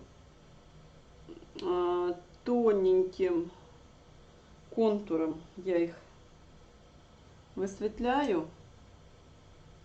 Можно брать тонкую кисть, но у тонкой кисти ограничен немножко функционал. Здесь на этой кисти я могу посильнее нажать, будет толщинка посильнее, могу ослабить. И будет вот такой лепесточек фактурный. На единичке это сделать сложнее. Попробуйте и единичкой поработать, и цветочной кистью со скругленным кончиком. Ею можно ребрышком порисовать, потом на острие перевести. Мазочки будут более живые и более разнообразные по форме. Ну, конечно, если места нет, то можно и единичку взять.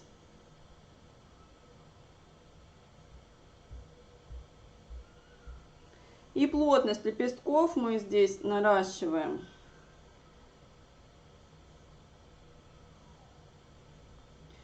кончики, высветляя здесь где-то уголочком, остренький вот такой, где-то вот полосочками. Но в центре мы должны еще серединочку с вами разместить.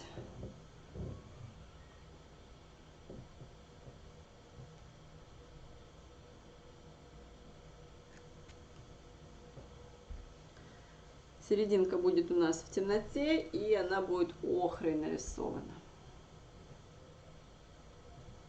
Смотрите, если места много, взяли прямо вот здесь еще лепесточек добавили, вот такой кончик лепестка.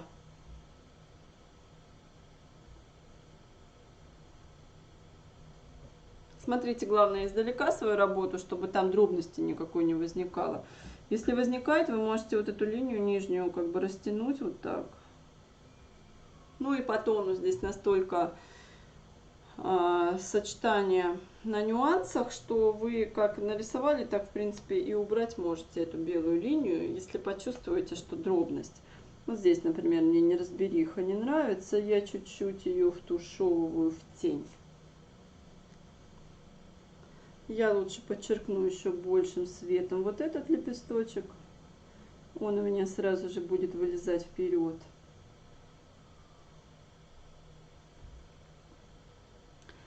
Этот пока не буду подчеркивать, потому что я сейчас сначала серединочку сделаю.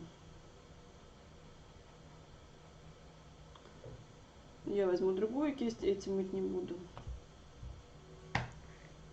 Итак, сюда можно положить краплак, темно-красный краплак в центр.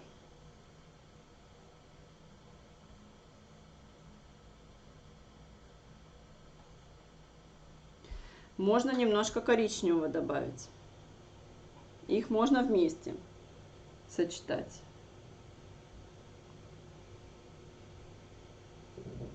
Это даст нам глубину у цветочка.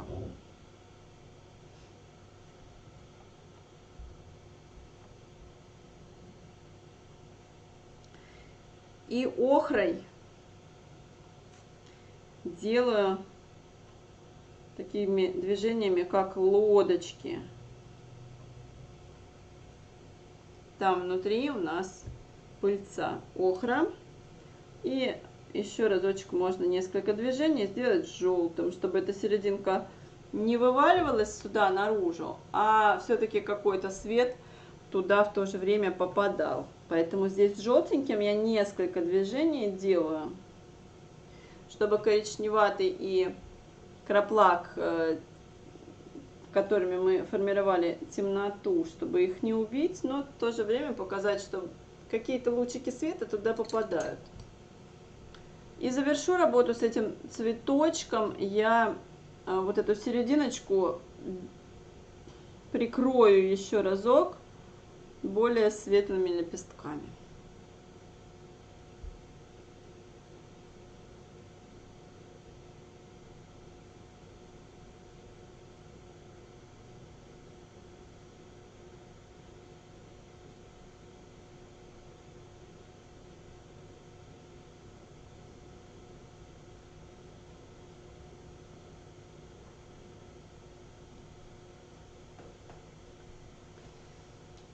Вот такой у нас получается на данном этапе цветочек. Следующий цветок тоже мы в основном работаем с высветлением. Внутреннюю часть посмотрим.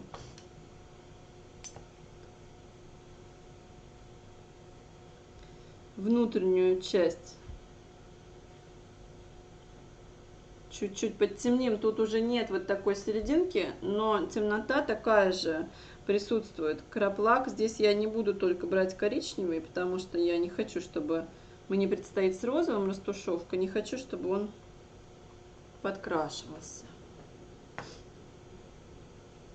И вот этот большой лепесток, он попадает на свет и глубоко в тень уходит. Сейчас я опять переверну.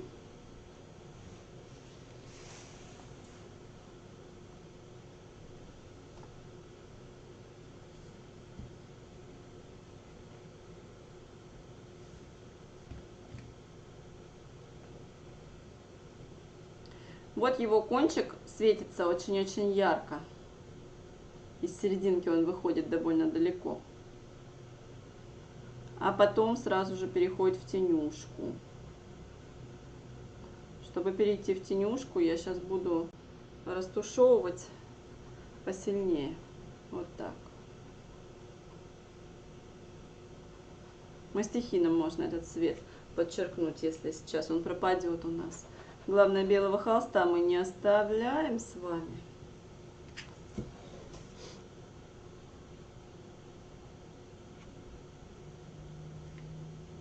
Вывели его на свет.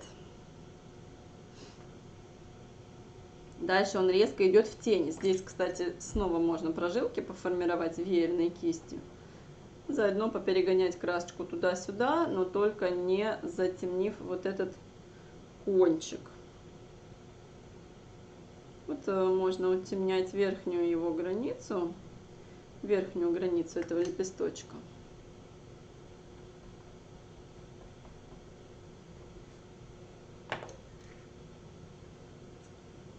И он у нас тоже закрывается с вами. Поэтому снова беленьким, вот как здесь проворот идет.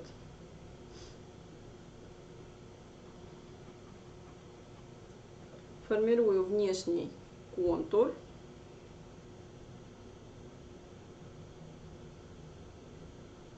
Лепестка.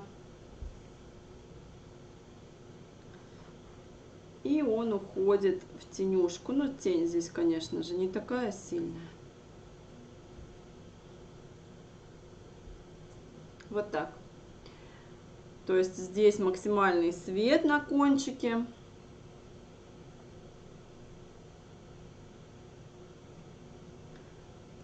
А здесь на бортике лепесточка, на толщиночке лепесточка можно расположить свет. Ну а сам он, ну не прямо в тень уходит, да, вы видите, что разница не такая уж большая между светом и тенью. Лучше подтемню я немножечко вот эту часть, чтобы подчеркнуть вот такой изгиб цветочка, лепесточка.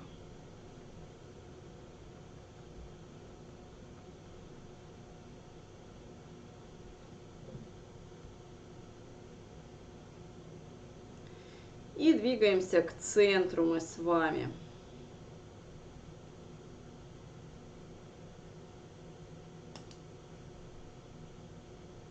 Белая кисточка.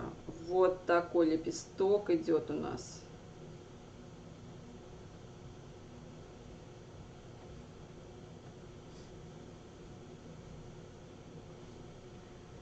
Здесь снова для своего удобства можно все легким-легким тончиком пройтись.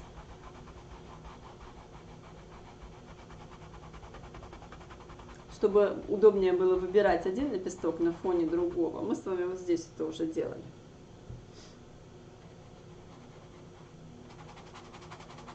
Кисть шуршит, поэтому это означает, что без масла в растирку. Белила на кончик набираю. Вот это развернутая часть лепесточка.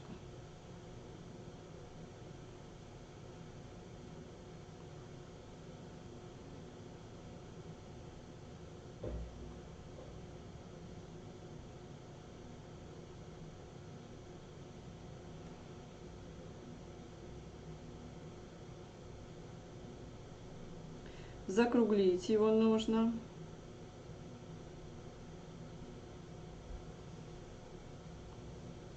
Внутренняя часть у нас довольно темная, но его нужно каким-то образом завершить таким, что высветляю как будто бы кромочку.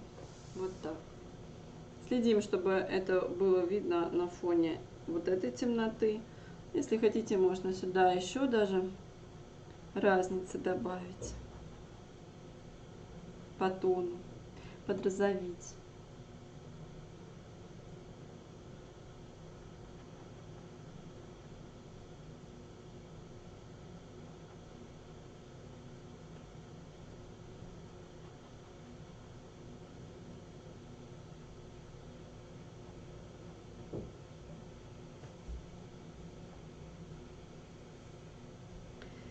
Ну а закрывает его довольно большой лепесток. Сейчас еще один там выходит.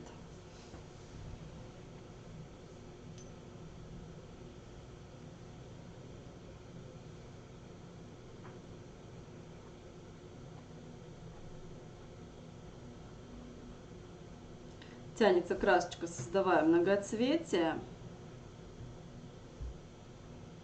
Главное кончик высветлить. И вернее даже не высветлить кончик. Кстати, сейчас мастихинчиком снова я это сделаю. Сколько не затемнить основание лепестка. Мастихином здесь что плохо, что кончик может быть слишком квадратненьким. Для маков это хорошо. Но мы кистью эту же самую краску можем так вытолкнуть немножко.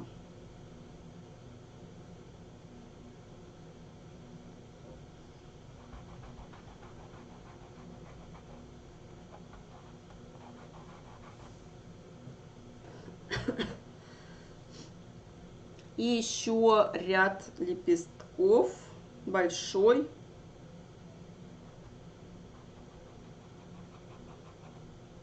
Вот такой.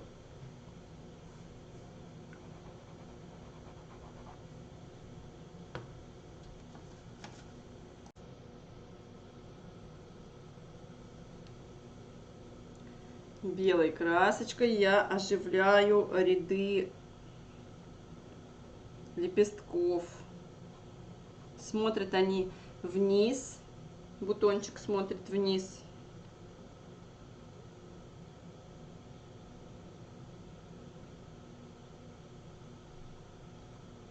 От кончика лепестка к основанию, вот сюда веду работу. Поэтому снизу вверх здесь я растушевываю. Из-за того, что лепесточек смотрит, бутончик весь смотрит у нас вниз. Не только светом можно показать один лепесток на фоне другого, но и тенюшкой. Вот здесь, смотрите, как из темноты лепесточек резко выходит на свет. Вот как раз создавая границу между одним лепестком и другим.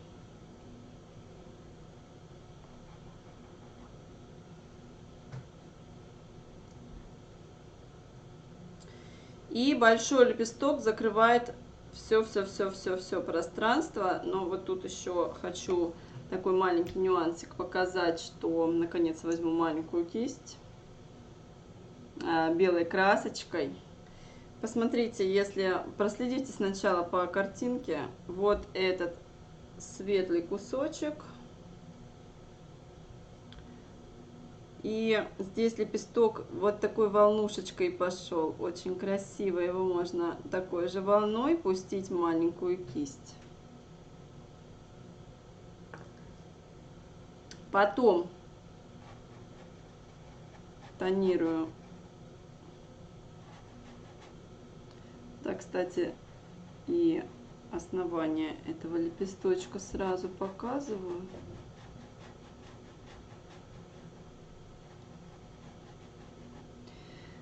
Потом светленьким цветом, вот здесь маленький уголком торчит, очень красиво, лепесточек.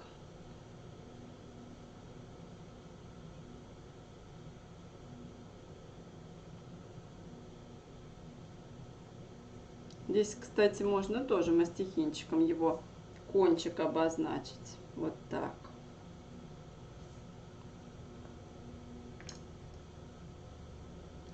Ну а потом большой-большой светлый участок.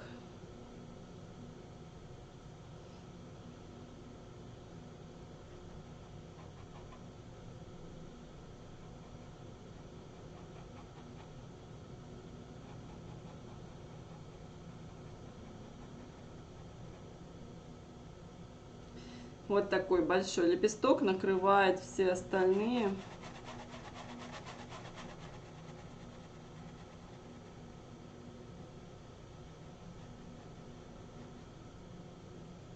Вот вниз, да, смотрит у нас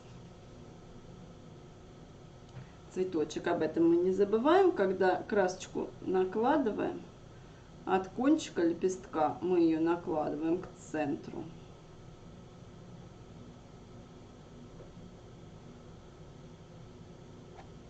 Здесь места много, можно порастушевывать спокойно. Не делаем слишком идеальной ровной кромочку.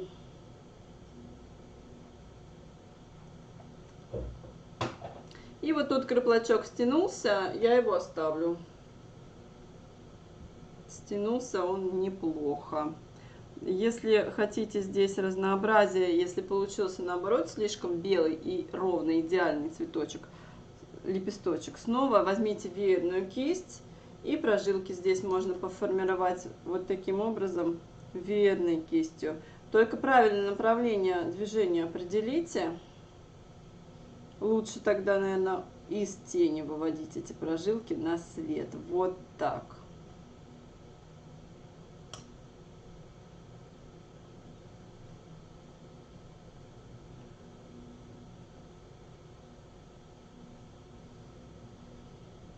Ну и внутри здесь у нас серединочки не видно. При желании можно подрисовать такую серединку, но солнце туда, скорее всего, попадать не будет. Поэтому, если будете подрисовывать серединку, то рисуем ее коричневым и охрой. Желтый, я думаю, туда не зайдет, потому что солнышко не попадает.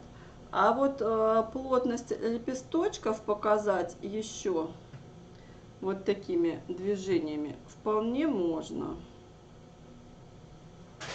Показать, что там еще внутри есть лепесточки, кончик этих лепестков светится, а основание уходит в тень.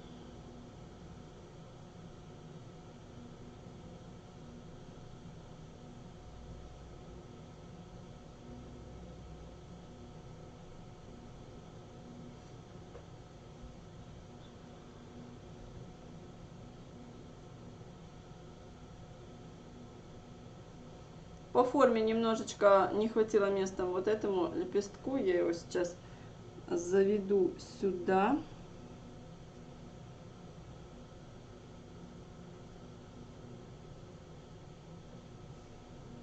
Вот таким образом покажу его. И сейчас порисуем бутончик. Бутон здесь могут быть 2-3 лепестка. Здесь главное, что нам нужно, это тенюшку показать. Можно закрасить все одним цветом.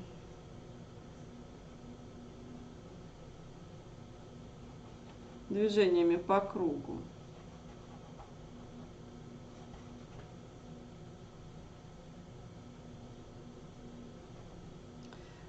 А кистью нашей цветочной со скругленным кончиком показать нахлест лепесточков один на другой, показать свет вот таким образом. Буквально раз, может быть вот так, два. Из 2-3 лепестков будет раскрываться весь цветок.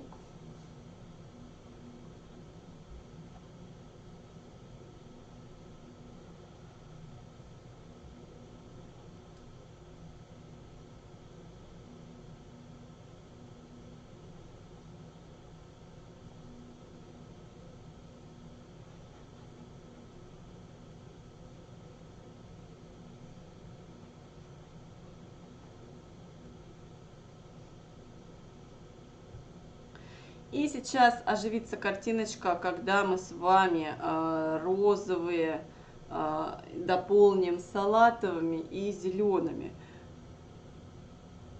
Кто хочет там продолжение, можно в принципе вот такие небрежные, светлые. Это у кого фона много получилось, там можете дать намек на какие-то следующие лепестки. Но, конечно, это все уже без прорисовки. Вот таким образом достаточно будет. Мы там с вами красный делали уголочек. Чуть-чуть какие-то лепесточки можно начать оживить. Но в целом там достаточно темная темнота. Закончить картину в углу я предлагаю краплаком, чтобы взгляд все-таки к центру фокусировался. Краешки холстов художники обычно не высветляют. А сейчас мы проверим, достаточно ли плотно лежит краска. Можно взять индиго, можно остаться на той же араратской зеленой или коричневых. Главное проверить, чтобы плотность краски была достаточной, так чтобы холст не просвечивался. И щелочки между лепестками смотрим, достаточно ли у нас прорисованы. Конечно, можно взять кисть поменьше. Если форма лепестка слишком простая, округлая, можно сейчас фоном ее усложнять.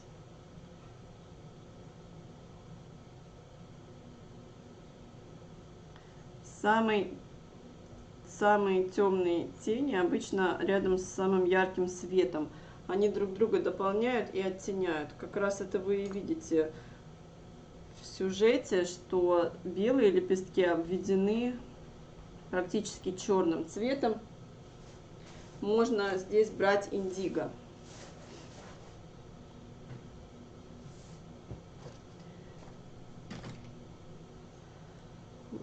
За место коричневого я его сейчас выдавлю. Коричневый уже не понадобится, им достаточно холст пропитан. Вот для большей темноты, для большей убедительности белого, рядом с ним можно положить индиго.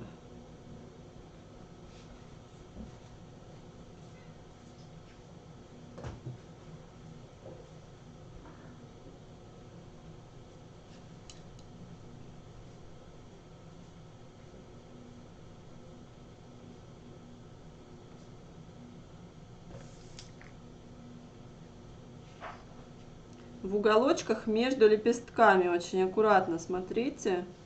Да, потом на свет попадает здесь листик, но вот эти темные, они, во-первых, случайно расположены, но это у фотографов они расположены случайно, а мы с вами темнотой подчеркиваем свет, поэтому мы можем их не случайно расположить около белых лепестков, которые хотим подчеркнуть.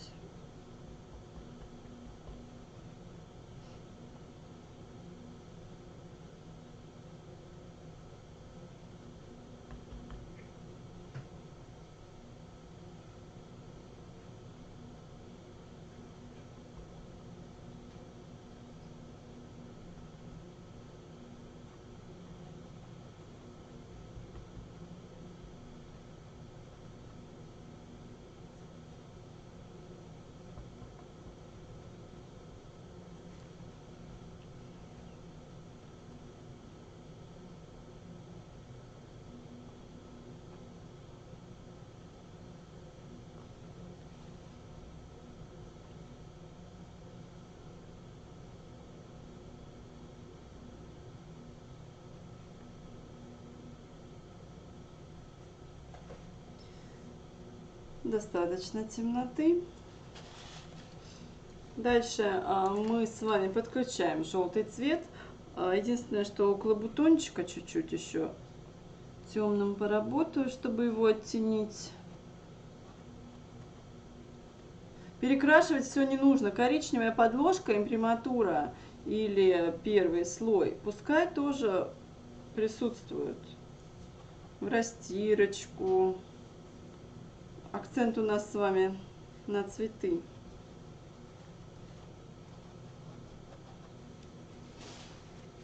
Ну что ж, сейчас я маслице поменяю, потому что не совсем все уже розовое, а салатовый цвет, он очень слабенький, желтый цвет очень слабенький, на основе которого сейчас буду рисовать салатовым.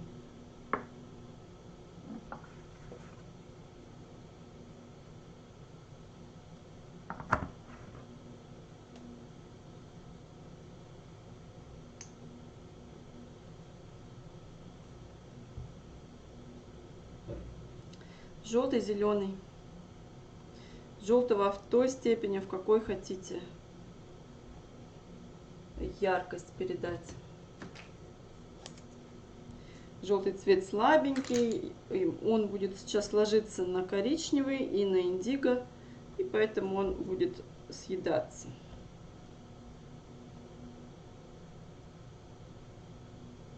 Можно чуть-чуть масла, так как у нас с вами первый слой в растирочку сделан, то вторым можно чуть-чуть поскользить.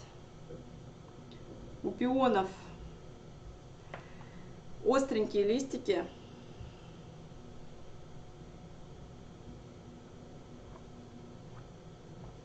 Можно их рисовать острым мастихином.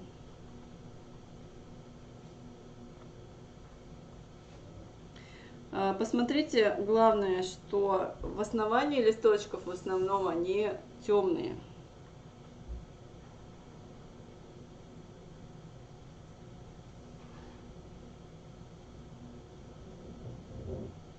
Поэтому вот туда под цветок мы уходим на достаточно темным зеленым. А вот кончики можно высветлять. Точно так же, как какую-то неразбериху сюда вносить, чтобы наша зелень не отрывала зрителя от цветов.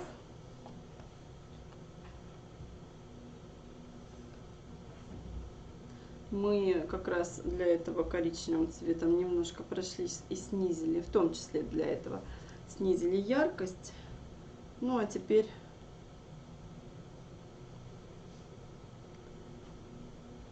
салатовость, зеленые красочки добавляем.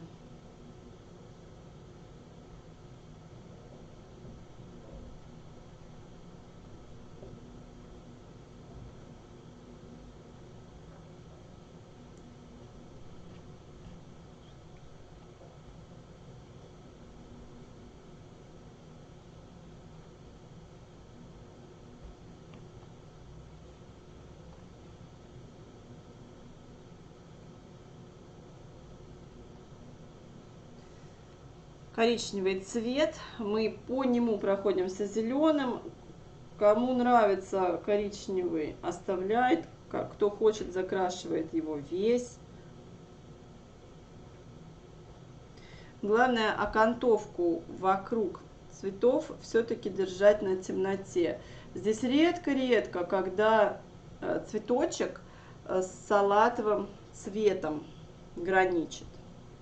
В основном у нас с вами окантовка вокруг цветов довольно темная. Зеленый цвет можно намешать из любого синего и любого желтого. Ну, конечно, разные оттенки будут, но на самом деле зеленые красочки самые многочисленные в природе. Поэтому вы можете здесь смешивать сколько вам захочется. Можно брать зеленый из тюбика, зеленый травяной, зеленый веридоновый, индиго плюс желтый.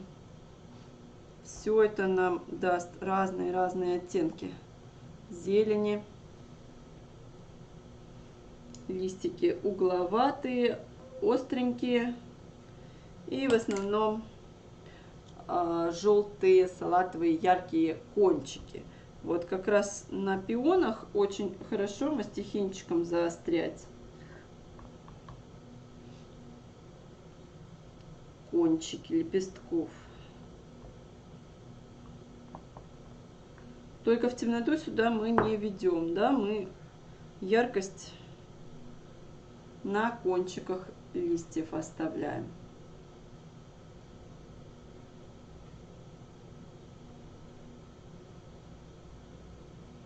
Вот где-то взяли остренький, раз, приложили листик.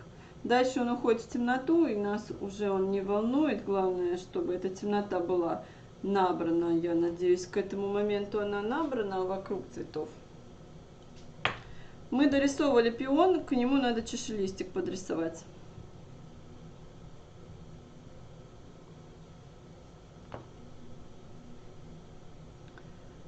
Вот таким образом. Раз свет, посерединочке свет и на другую сторону свет.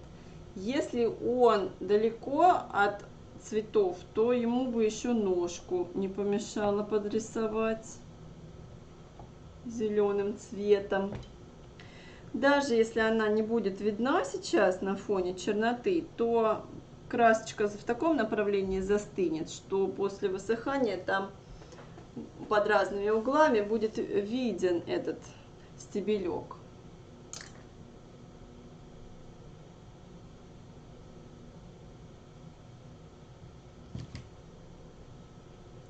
Обязательно свою картину смотрите издалека, чтобы не переборщить с детализацией на фоне. Белую краску вы можете вводить на кончики листьев очень-очень-очень аккуратно и в самый последний момент, когда вы уже убедитесь, что вы закончили. Так как работа ведется довольно легко на листьях, свободно, поэтому высока вероятность случайно зацепить белым цветом темноту. Тогда от темноты ничего не останется. Поэтому, пожалуйста, сначала завершите работу с желтыми, с зелеными. Смотрите, коричневый хорошо вписался, оставляем. Если он где-то не вписался, заменяем его зеленью.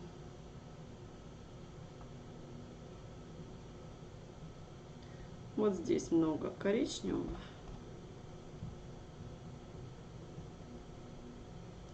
Зеленый у меня веридоновый. С большим достаточно количеством желтого цвета.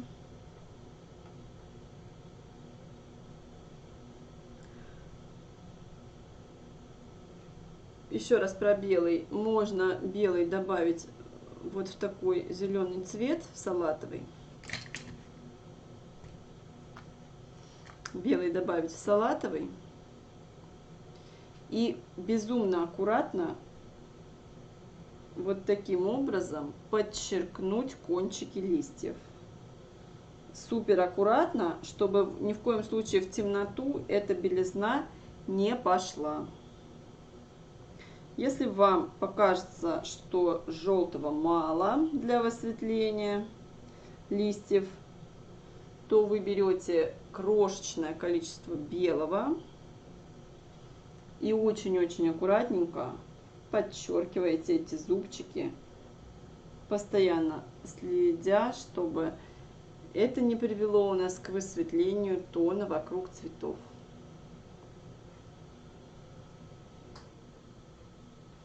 На завершающих этапах почаще, пожалуйста, смотрите свою работу издалека. Если вы не знаете, что добавить, что убрать, смотрите в зеркало и через объектив камеры.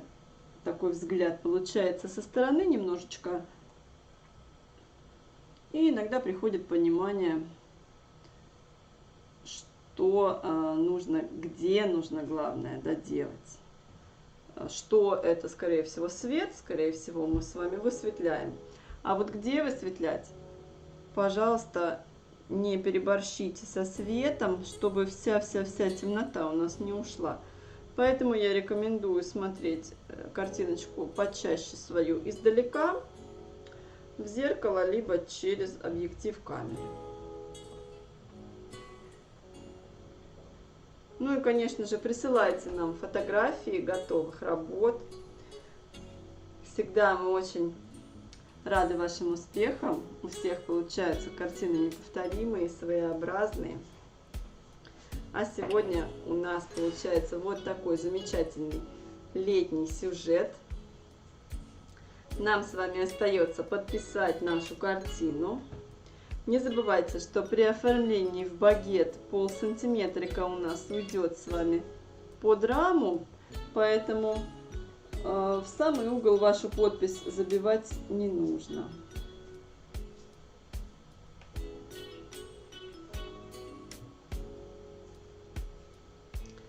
Продолжайте рисовать вместе со школой креатива. С вами была Валерия Крылова. До новых встреч, дорогие друзья! Пока-пока!